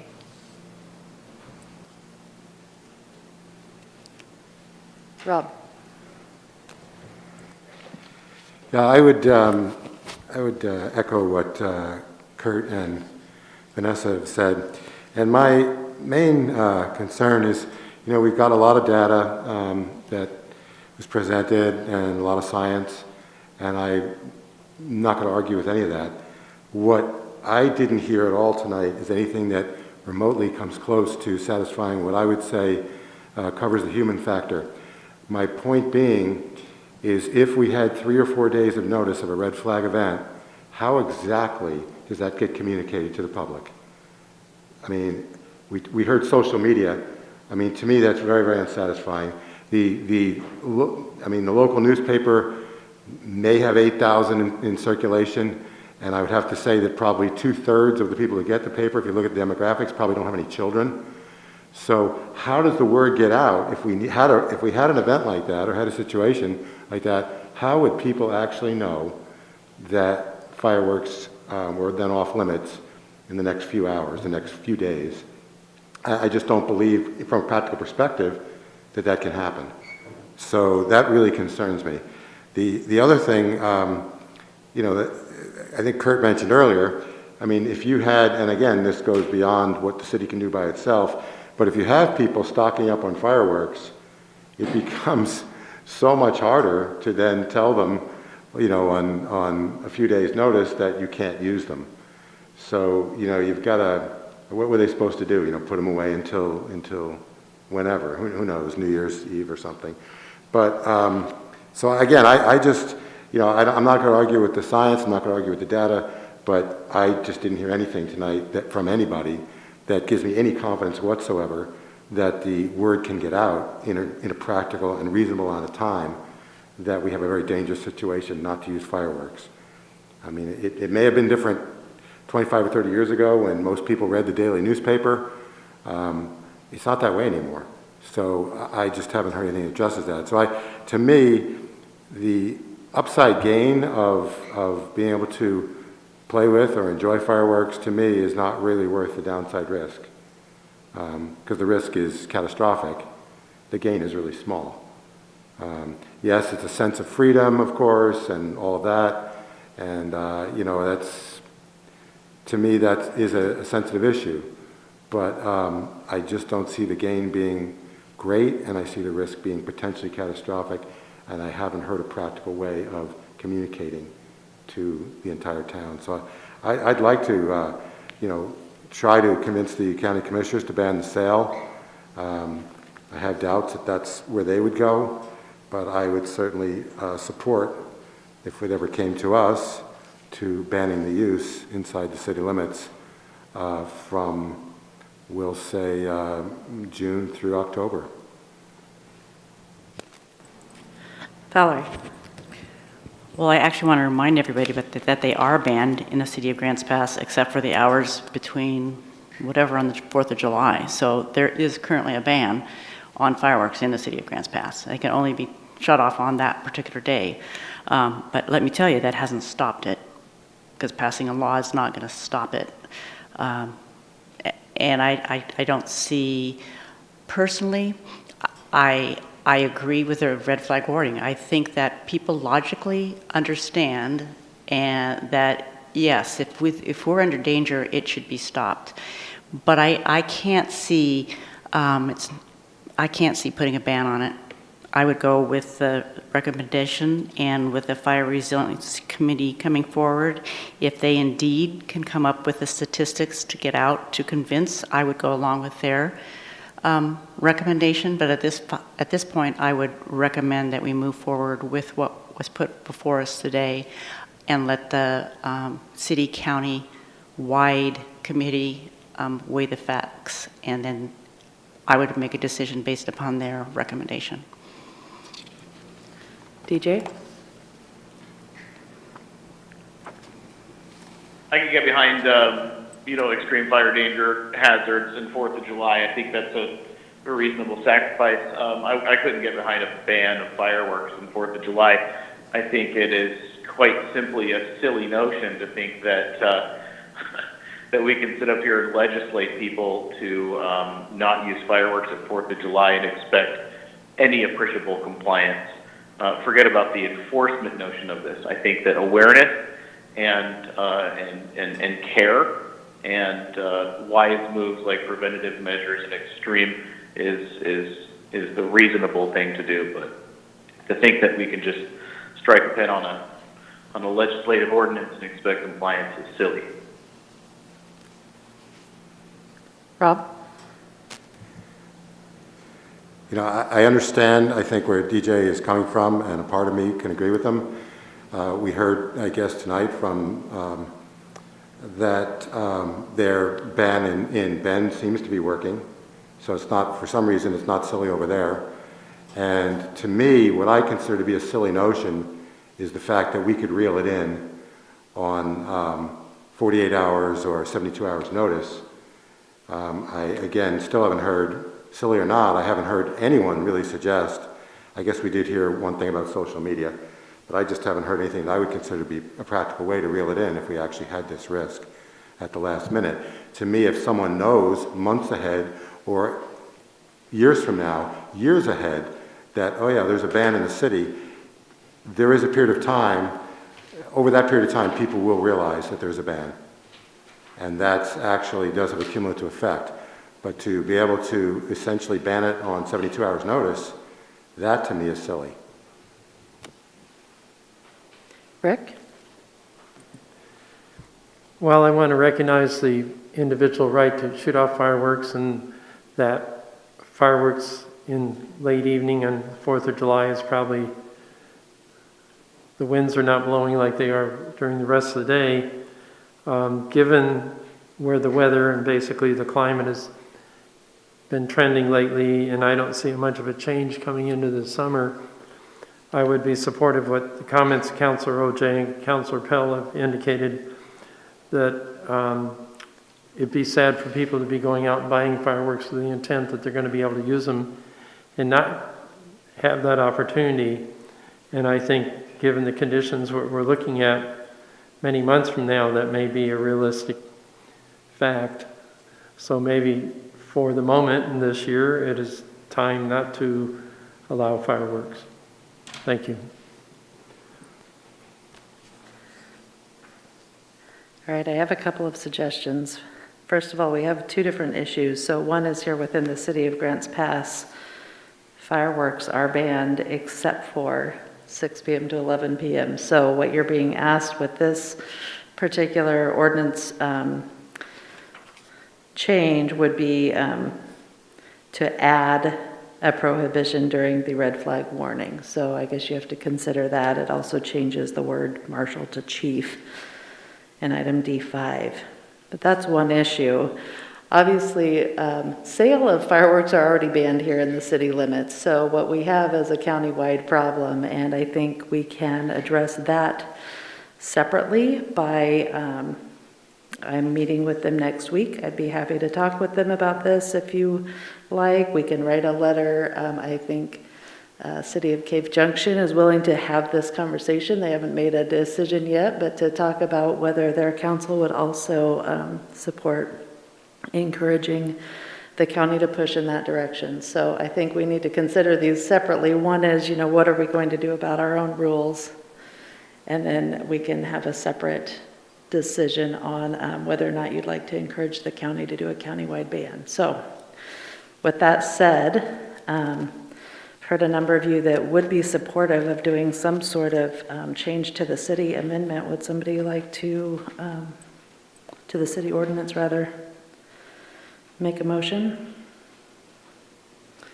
Or do you want to pass on that and just talk about the county? Valerie. Well, I think my point is that I feel we need to do this motion and do the motion. I personally do support it. I think that once we get the commission, they'll be, they'll come back with us with something different, or they won't. So I'm just going to make the motion right now. I move to adopt the ordinance amending the Grants Pass Municipal Code, Chapter 9.12.270, prohibition of fireworks, and have it read by title only, first reading, and that's with the use of all fireworks shall be prohibited within the city when the National Weather Service has issued a red flag warning for our fire weather zone 620. So that's my motion, and then we'll go from there. Thank you. And then that change of marshal to chief as well? Yes. As it's presented? Okay, yes. So she has made a motion to adopt the ordinance as presented here in the packet tonight. Is there a second? Rick with the second. Any discussion on this motion? Kurt? Could we add in language there that said that we'll make the determination by Labor Day? Memorial Day, you mean? Or, I'm sorry, Memorial Day. I personally think that once we get the information from the Committee on Resilience, that I will have more of a sense of what they feel. I don't think I'm an authority on that to be able to say that Memorial Day would give us that information. I just think that giving that kind of advance notice could improve the compliance, because then we could go out, put up signage. If the county didn't go along with doing anything about it, at least they could maybe require that signage be put up at each location stating that the city will or will not allow fireworks this year. Once again, I think that's kind of what the committee will come to us with. I don't think that right now I can make that decision without that more information from them. Joel? Randy, I had a question for you. A lot of those project fires did not start under red flag warnings. They started under extreme fire danger. And so like when you get a widespread lightning storm or you just get a combination of a wind and dry fuels and an event, and it wasn't a red flag warning, why did the committee think that the red flag warning rather than the extreme fire danger, why did they choose that? So looking at the red flag warning, and that's just from me, bringing it forward. We haven't had a committee. That's just internal within the fire department at this point. A red flag warning really has all the indications and concerns that we're worried about. You take Alameda Oven Chain, those were red flag warning days. You take Taylor Creek Fire, In all the fires that happened around that, we had 160 or 170 lightning strikes that started fires. Sure. In my history with this area, I have never seen that amount. Normally, looking at 90 fires getting started would be a high amount. So there you're talking about, you just didn't have enough resources to go up and deal with the fires. And even Taylor Creek, everyone remembers Taylor Creek pretty well. That was Taylor Creek 3.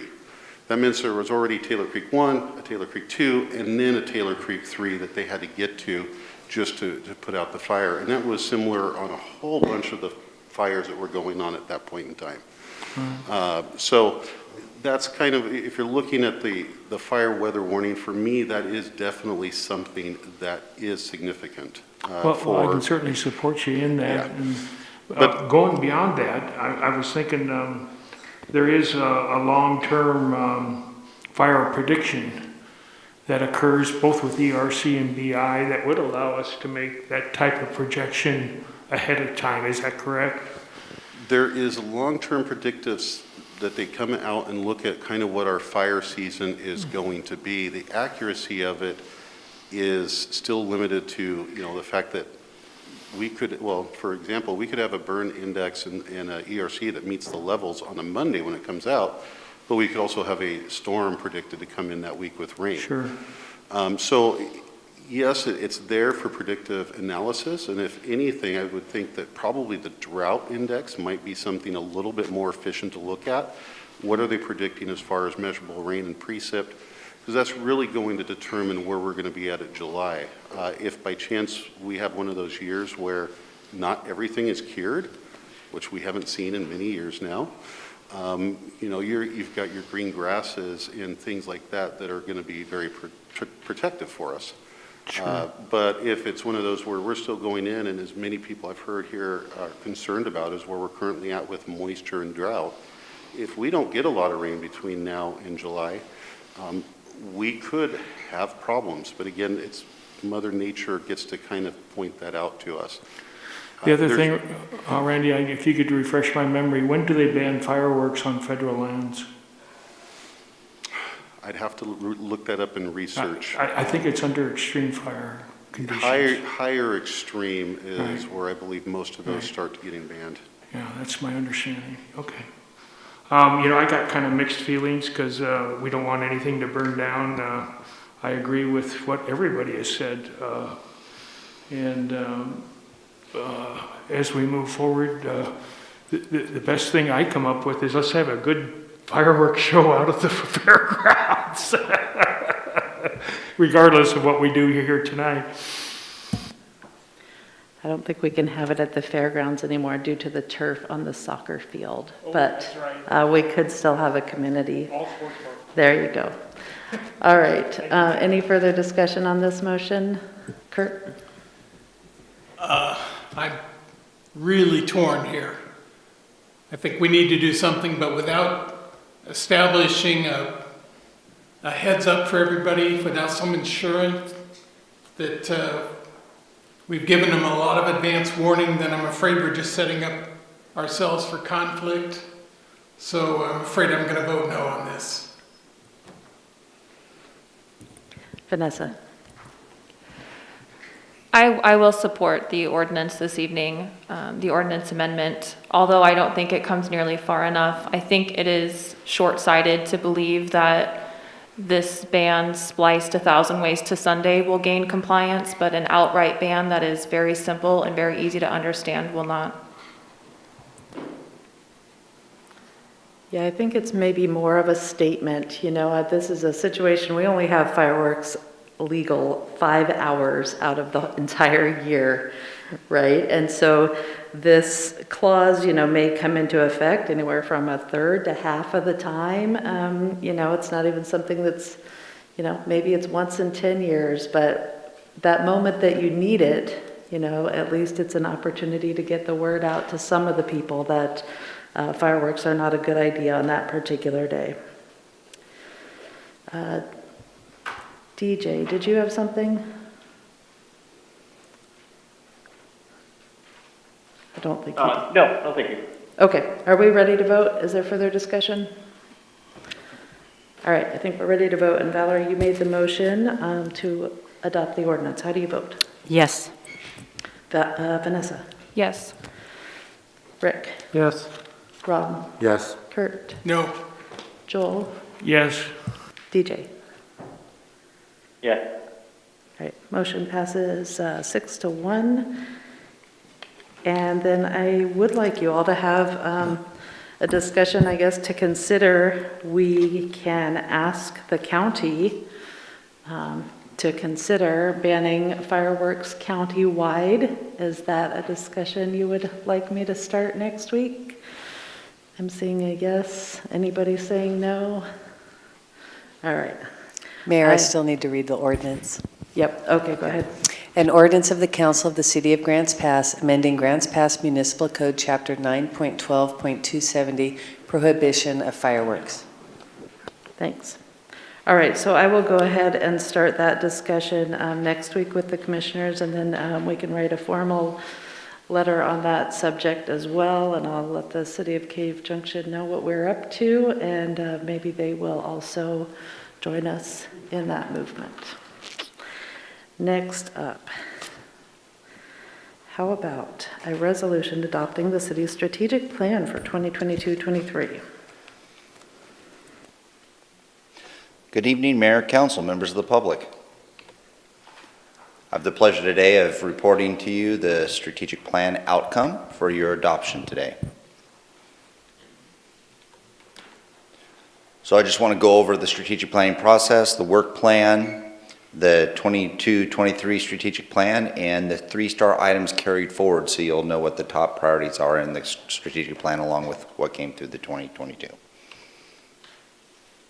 Taking a look at the strategic planning process, this really starts as an all-year thing and year-round, whether we're working on the work plan or we're doing quarterly reports, we're going through the budget process, we're going actually through the process of doing priorities and look at policies. Council does start this process by getting a look at the state of the city, and you do that by getting public comment at community forums, through your discussions with people at the grocery store and through the community, through emails, through conversations with staff.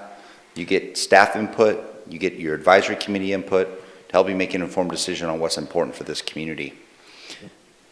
Once you have all that information, you sit down in a 3-day period and you go through and you have a good understanding and clarify all of those goals and objectives in front of you. You prioritize those, and the outcome of that prioritization is what's in front of you today for adoption to the strategic plan.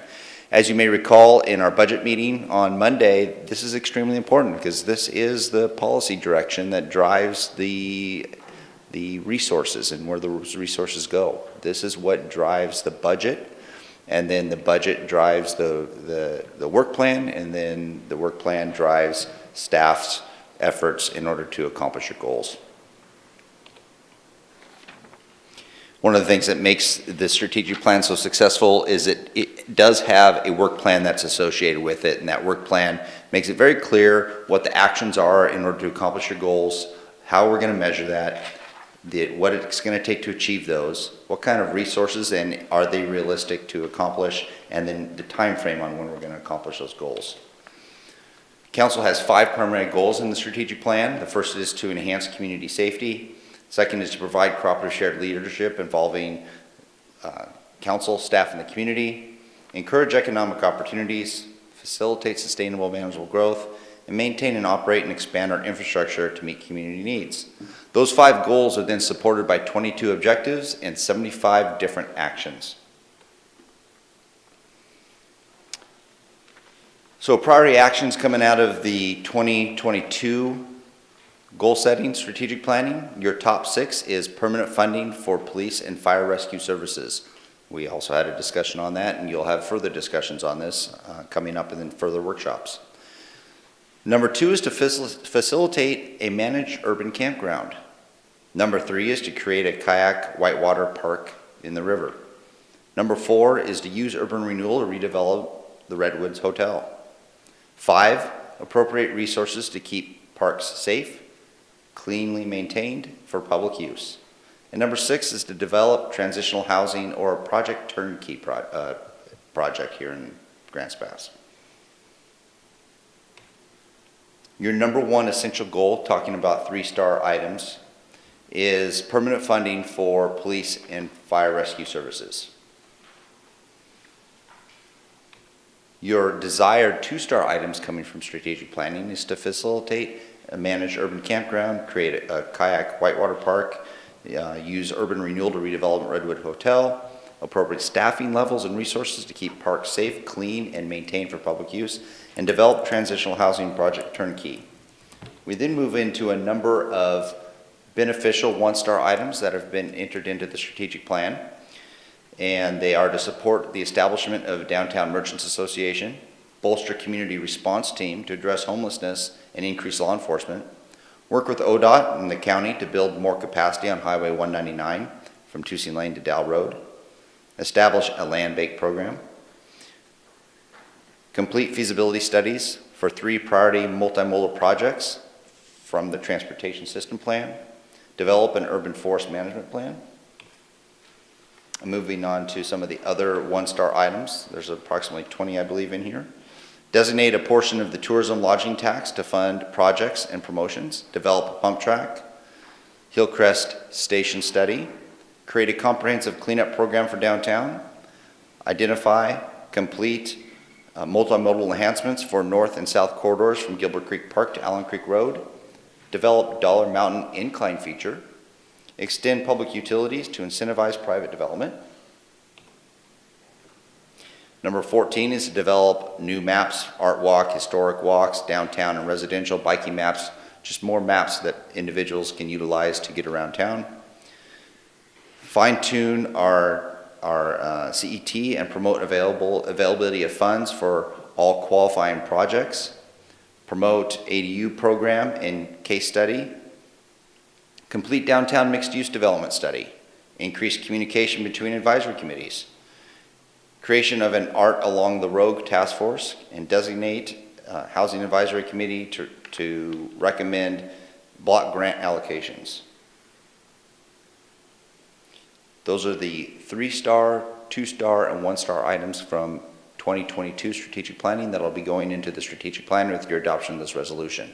Just as a highlight, the 3-star items that are currently in the plan, starting in 2014, build a new water treatment plant, develop Beacon Hill Park, develop landscape amendments, which you just did tonight, develop a parking restroom management plan, develop a forward stewardship and recreational use plan for Dollar Mountain, alley activation and beautification.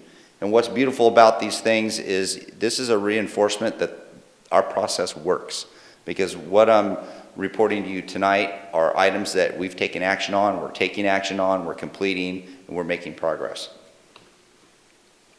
Moving on to 2020, 3-star items, develop housing incentives for multifamily units, restore or replace Caveman pool, install additional security cameras throughout the park system, prevention-focused community policing to help reduce crime and build public trust, identify park infrastructure priorities. Continuing on with the 3-star items from 2021 is encourage an environment which provides for the growth of affordable housing opportunities for the variety of Grants Pass residents' needs, implement a housing action plan, explore urban renewal agency opportunities for Caveman Plaza, create a sustainability and energy action task force, public facility management plan, and trail development and recreation. That is my update and report on your strategic plan.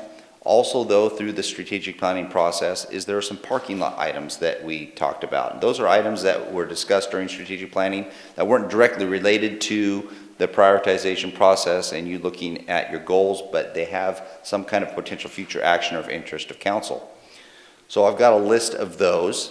One of the things that I may recommend, if council wants to entertain that, is maybe at the next mayor, council president, city manager meeting, we take a look at these parking lot items and try to determine a potential action for that. Whether it be, hey, is this a memo? Is this a workshop? Is it just straight to a council business, a meeting? And we could go through and try and prioritize those and put those into further action if you so desired.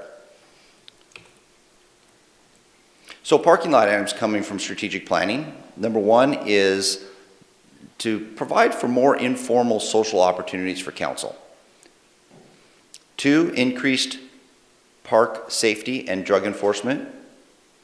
Number 3, Art Along the Rogue Christmas Tree City events. How involved does the city want to be? 4, create a cross mechanism for committees to collaborate. More discussion in between committees because some of the items that committees are working on are interchangeable. Redefine the scope of the Tourism Advisory Committee. Give council an update on deferred maintenance. Continuing on the last items of the parking lot would be to add Housing Advisory Committee active for-profit member. Determine council's roles regarding mental health, drug addiction, and social services. General fund lands and building reallocation. Annexation and service and annexation process. And agenda setting, meetings, workshops, memos, individual subject matters, and discussion on council process. Call to action. The cost implication is associated with the strategic plan and will be reviewed through the budget process. Your call to action today is to adopt the strategic plan or modify per council direction or take no action. And your call to action date is scheduled for this evening. And with that, that concludes my report. Thank you, Aaron. Council, do you have any questions? No questions? All right. Is there anyone from the public who wanted to speak on this issue?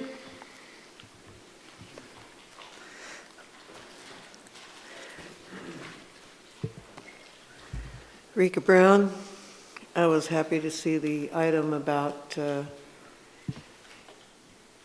police enforcing laws in the parks, and it's also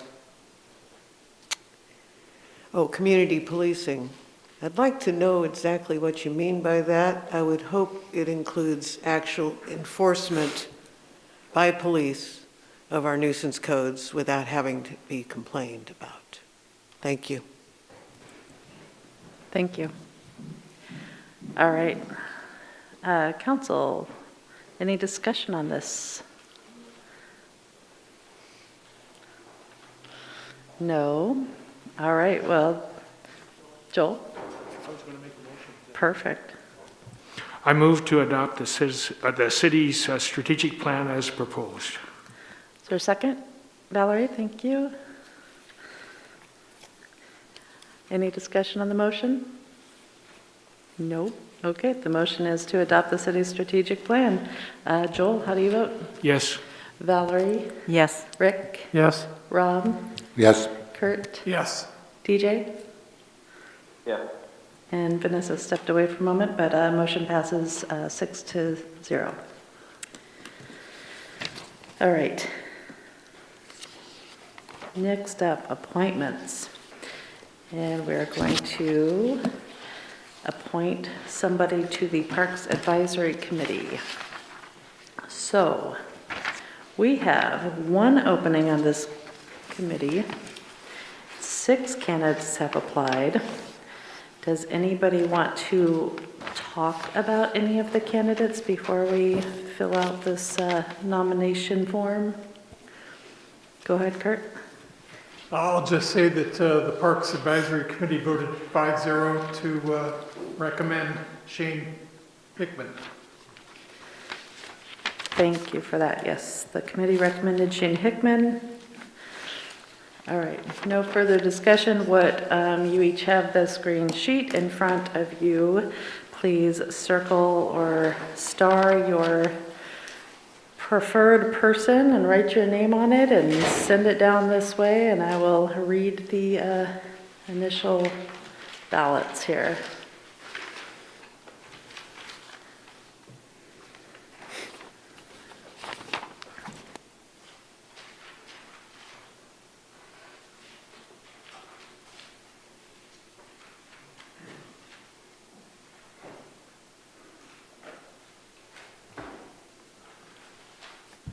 All right, I have 6 for Shane Hickman.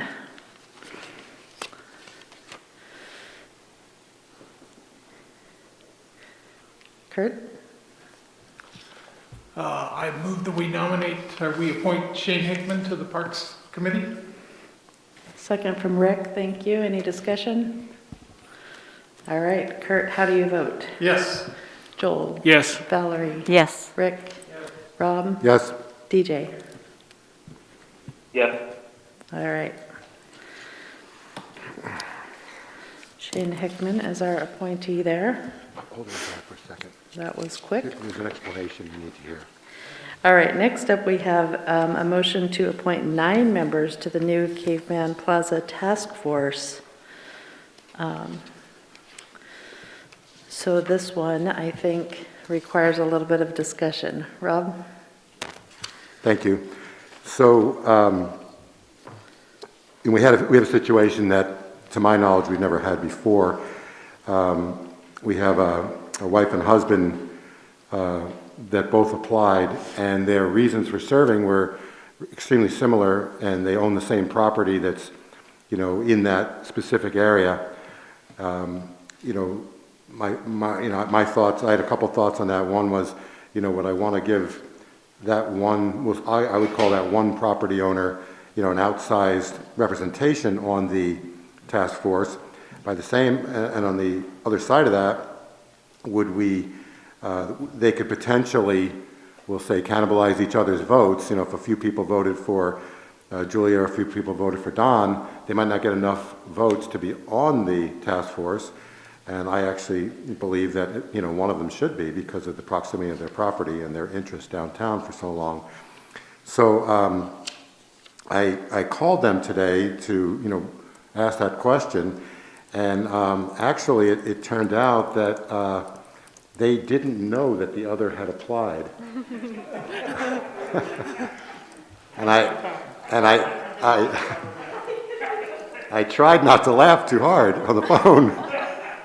But Don liked the suggestion that a vote for either he or his wife Julia is basically counted as a vote towards a Hendricks, and they would decide between the two of them which one would actually attend. And he assured me that one would attend throughout. It wouldn't be one time, and then the next meeting the other one would have to be brought up to speed.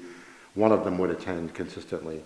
So if we vote for either one, Don liked the idea that a vote for Don or Julia just is a vote for Hendricks. Yeah. Aaron is suggesting that doesn't work. No, you really would need to designate either or Don or Julia. Both can't serve as one. So if that's the case, and I'm not sure why it would have to be, but I don't care. But we should cross one of them off, and I don't know that they would particularly care. But I want to make. I'd like to see personally. It's just my feeling. I'd like to see one of them on there. I could see us crossing one off, and if that one couldn't make it, I'm sure that the other one could appeal to council to potentially take their place. So I think that either way we'll end up in the same place. Procedurally, maybe that's what the city manager would like to see, but we could potentially cross off Don. If anyone wanted to vote for Hendricks, they could vote for Julia. If for whatever reason she can't make it, I would entertain hearing from the Hendricks family, and I would be willing to swap it out in the future, if you understand what I mean. So we can cross one off as far as I'm concerned, if that's okay with everyone. Okay, so I heard that you're suggesting keeping Julia. Yeah, sure. Okay. Joel? I noticed there was one applicant that didn't show up on our ballot, and that was Chip Denninger, who's a very talented individual. I assume it's because he's outside the city limits? I don't know, did he apply? His application arrived late, past the deadline. Oh, okay. And so we didn't consider him. Okay, thank you. Any other discussion? All right, so let's start off by doing the straw poll here. How about if you select 9, or at least your favorites fewer than 9, and pass it down this way, and then we will tally it up and see where we end up.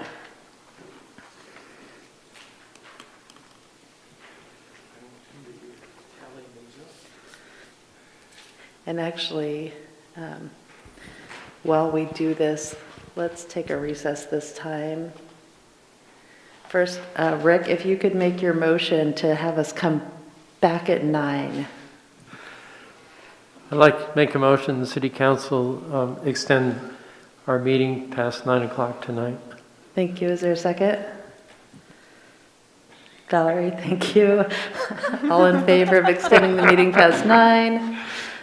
Okay. In that case, let's take a 10-minute recess, and I'll see you at 4 minutes to 9. Bye. What are we going to do if we don't have a second?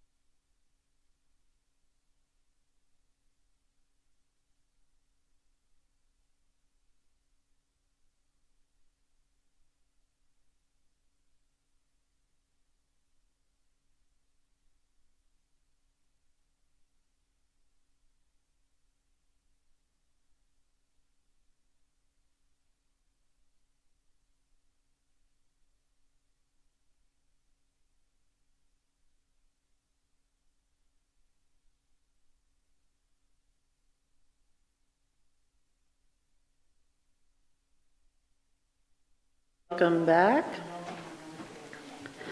So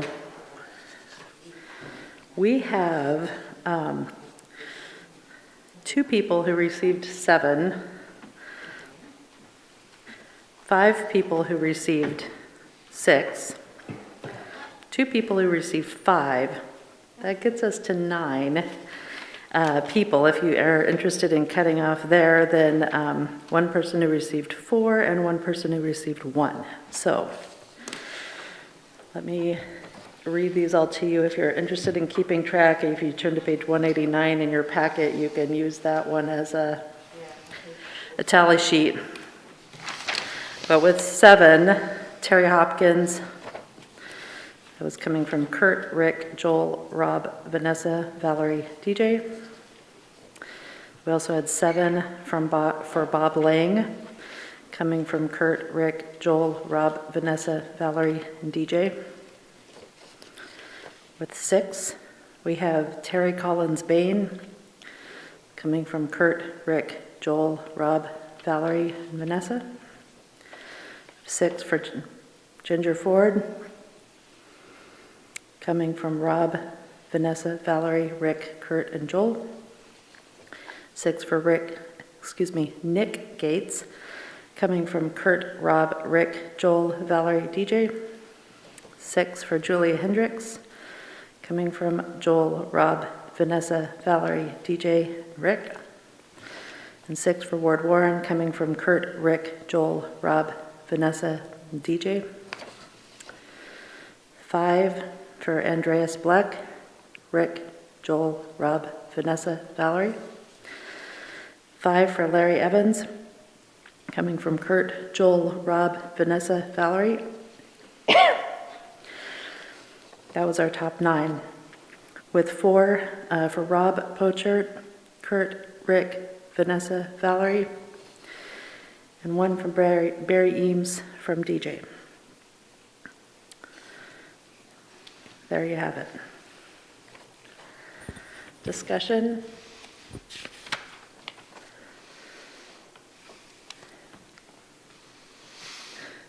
No? Motion? Vanessa? I move to appoint the top 9 candidates as listed. Thank you. DJ with the second. Any discussion? All right. Vanessa moved to appoint the top 9, and those again are Terry Hopkins, Bob Lang, Terry Collins Bain, Virginia Ford, Nick Gates, Julia Hendricks, Ward Warren, Larry Evans, and Andreas Bleck. Vanessa, how do you vote? Yes. Rick? Yes. Rob? Yes. Kurt? Yes. Joel? Yes. Valerie? Yes. DJ? Yes. All right, we got that done.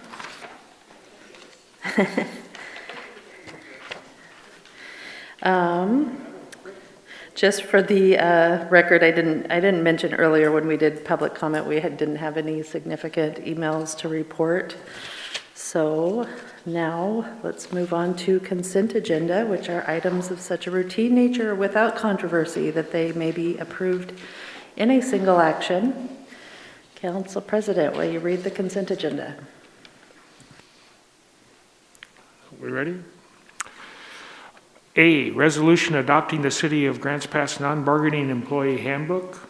B, resolution authorizing the city manager to enter into a contract for the fiscal year 21 sanitary sewer replacement project, project number SE 6375. C, a resolution authorizing the city manager to enter into agreement with Four Seasons Nursery to manage the downtown flower basket program. D, motion approving the minutes of the city council meeting of February 2nd. E, motion acknowledging the minutes of the Collaborative Economic Development Committee meeting of December 16th. F, motion acknowledging the minutes of the Committee on Public Art of January 11th, 2022. And with that, I make a motion to approve the consent agenda. Thank you. Is there a second? Kurt, thank you. All right. Joel, how do you vote? Yes. Valerie? Yes. Vanessa? Yes. Rick? Yes. Rob? Yes. Kurt? Yes. DJ? Yes. All right. Consent agenda is approved. Matters from mayor, council, and staff. I do have that meeting with the Board of Commissioners next week, so if anyone has topics that they would like me to address, let me know. The other topic that I just wanted to kind of get out there is that I've become concerned that we don't have a good plan for the fourth bridge, and so I kind of regret not getting this going back before strategic planning, but I think that that's something that we should talk about and make a plan. There's, a fair amount of federal help that we may be able to get on something like that if we have a good plan, and it's, we keep creating roadblocks to getting that done instead of making a good plan for it. So just something to think about. Council, you have anything you wanted to talk about? Valerie? Yeah, well, going on that, and I know that we'd like to think that it's an easy thing to make a fourth bridge, but trust us, we've been working on it through the MRMPO and whatever. We know it's necessary. It's in our transportation plan, but we also know at this point in time we'd have to pay for it. So, that probably is the biggest hurdle that we're looking at, is because there is not funding for new projects. I will tell you, and this is something that you can actually go on to the OTC. I sent to everybody the information about the infrastructure grant. That is the federal grant, the new jobs that was passed. It is in the process of coming down through to the states. The states, ODOT went through and kind of made some recommendations and sent it to the Oregon Transportation Commission, and that is the people who actually will make the decision on where the funding goes. There are 4 categories. One of them is fix it, which is fixing what we have, basically, and putting money towards what we have to fix and keep it up to date. Another one is public and transit funding. That's another priority that they're looking at. One of them is enhanced, I believe, which would be the bridges, new projects, and that's probably the one area that in the last 5 years they've cut back on the most, because fix-it became more of a priority, and seismic, which is what they are doing right now as they're going around the state, seismically strengthening the bridges, especially on I-5, and so that in the case of earthquake, we have routes to get out. So that's been a real priority in the last number of years. And then the fourth category, off the top of my head, I can't think what it is. But anyway, so there's 4 categories, and they're deciding how to disperse the money. So they currently in February, you can go to the OTC, Oregon Transportation Commission, and in the memo I sent you, there's a link there, and you can go and give public testimony as to what you would like to see them prioritize that money towards. And at the end, I think in March, they're going to be coming back together, the Transportation Commission, discussing it, and then going out for one final public comment time, and then they will make the decision by the end of April as to where they're going to prioritize the money, and at that point they'll start going out for RFPs to get it done. So, as much as I'd love to be able to stand up and say, yes, let's all write a letter to get our fourth bridge, I don't think it's quite as easy as that. I will also say I learned today, after listening to the meeting that I missed last month, that the planning I had thought that we were in the planning stage for the Greenway for the last project, but there's a little bit of a holdup, so that will go in soon. I believe we'll talk about it at our meeting this week. But anyway, so things move slowly, and but I do think it's important that, and I will say this to anybody online, go to the Oregon Transportation Commission and give public input, because I will tell you, in all my time involved with transportation, they get a lot of public comment from up north, and they very seldom hear from Southern Oregon. So they are always very appreciative when they do get input from down here. So I think that's important that you take the time and go to them and tell them how you would like to have the money prioritized. And they pretty well spell out the 4 categories and explain what each one of them is. And you can put in what you think is important for Southern Oregon at that site. Rob? Yeah, thanks, Valerie. That's really practical, good information. And just to follow up on what Sarah was saying, to me, and I know I brought this up last year, if we were going to prioritize or do things in order, that really makes, I think, more sense. The fourth bridge is, to me, should be done before South Y, because the South Y could be a multi-year nightmare, and having a fourth bridge first would take a lot of that strain off the South Y project. So it's, you know, the planning on that is really kind of crystal clear to me as far as what order makes more sense. Mm-hmm. You know, the fourth bridge making more sense to do first. So that's where I would make my suggestions on the website. Yeah. Mm-hmm. Yeah, let me clarify. I know that it's a big project. It's been talked about literally my entire life. Yes. And in the time since I graduated from high school, we've built, or allowed to be built, a number of houses in a park along Lincoln Road that didn't used to be there. We now have a very large structure near the YMCA that didn't used to be there. You know, obviously we have the whole Allen Creek Shopping Center did not used to be there. So, and now I hear people talking about how that may not even be the location for the bridge. We need to identify where that bridge is going to go and not put buildings where the bridge is going to go, you know, while we lay out a plan. And I met with Senator Merkley earlier this week, and you know, we may be able to get federal support for it, but we definitely need to have a plan in place, and now I don't hear that we do. So that's where I'm at on that. Anything else from the council? Not tonight, staff? I don't want to say that there isn't a plan. There is a plan there. It's just, it is part of our plan. It's on our transportation plan. We couldn't even go forward without it being in our transportation plan. And so we do have the plan. It's just getting the money to back the plan is what we have to work for. Staff? One quick note. Pardon Sorry, my interruption, but yes. Go ahead, DJ. Sorry, Aaron. Go ahead, DJ. Let's see here. I have a few things. So earlier on, I had mentioned interest in focusing on planter strips and rainwater. I just wanted to have some acknowledgement that that can be looked at during the stormwater plan. And then also sort of brief update. How's that going? If you have any anticipated completion date or any comments otherwise.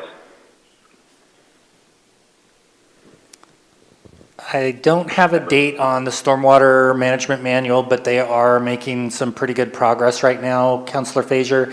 On the other issue, the only requirement on the planter strip is really the street trees, of how many trees you have to plant.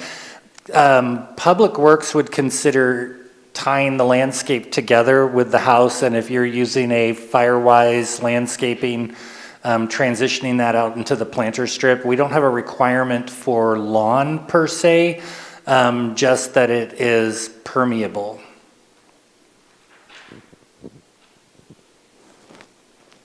Well, I've been building planter strips wrong, if that's true. I've been grown to know that for just using one example of many, that rocks are not permissible because of concern of getting in the stormwater system, difficulty of removal, etc. And if what you're saying is true, then this very well should be. Would we need to make some sort of amendment or change to tie this into the general landscaping plan that we made, or is it just as simple as adding it to it? I believe, I'm looking at Brad, he's kind of shaking his head. I think we would take it all as a package. What we would not allow, we wouldn't let you fill the landscape strip with bark, which is going to float out and run into the stormwater system. You know, we would really want a material that is going to stay, maintain the permeability of the strip, not interfere with any potential utilities that are in that strip, and not interfere with the trees.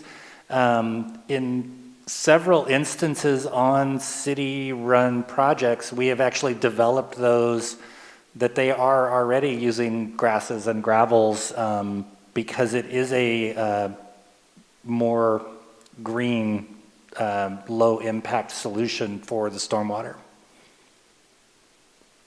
So this is a really interesting learning experience then. I can point at 3 new subdivisions right now that are filled with bark because the presumption is that rock isn't allowed. So perhaps we should have a conversation outside of a public meeting to get these things ironed out, if it is just as easy as adopting these standards with the landscaping code we talked about. I look forward to it. Very good, thanks, Jason. And also the rainwater issue, is that something that needs to be tied up and looked at individually inside of the stormwater manual? That would definitely be part of a larger stormwater manual, and that's an on-site, on-premise issue, so we'll definitely want to handle that as a separate issue entirely. Okay, I hate to belabor this. Last time we talked, it was contingent on the stormwater manual. Is it not now? No, I'm like, sorry. I misunderstood what you were saying. Yes, that is part of the stormwater management manual and an option that likely would be included for residential stormwater retention. Yes, I understand. Okay, thank you. The other thing would be, Sarah, you had mentioned if there's any topics to bring to the Board of Commissioners. I started a conversation with them last year about substantial federal grant monies for fire prevention in the state of Oregon to be allocated to counties.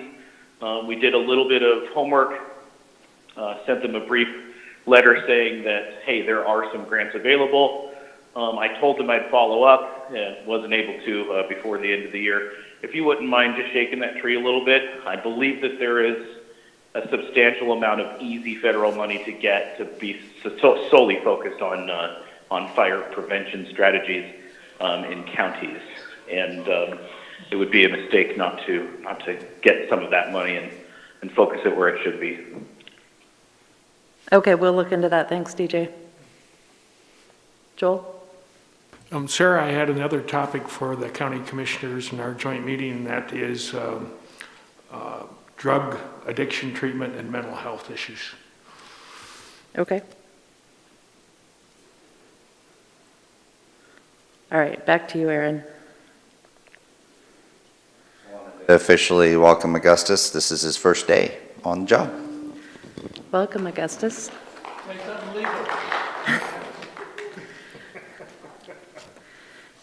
We didn't ask And you. Mayor, this is Adam. Hey, Adam. I just wanted to let council know that the audit reports for both the Urban Renewal Agency and for the City of Grants Pass should be on the dais there for you. They're topped with a memo explaining the various reports and results of them. The brief summary is that we got a good, clean audit this year. There are a couple of recommendations in the letters to those charged with governance, and I just wanted to point out specifically that that is for council and management eyes only. It's not for sharing with the public. But I also give a summary and a response to those items as well. And if someone on X team could do me a favor and grab the documents that were not picked up by councilors today, I'd very much appreciate it. Thank you, Adam. Anything else? Jason and Brad are fighting over the mic? No? All right. Well, that time has come. Valerie? I'd like to make a motion to adjourn. All right, second? Kurt? All right, all in favor of adjourning this evening? Aye. Aye. Any opposed? All right, we are adjourned, and no workshop next week, so I'll see you on the 28th.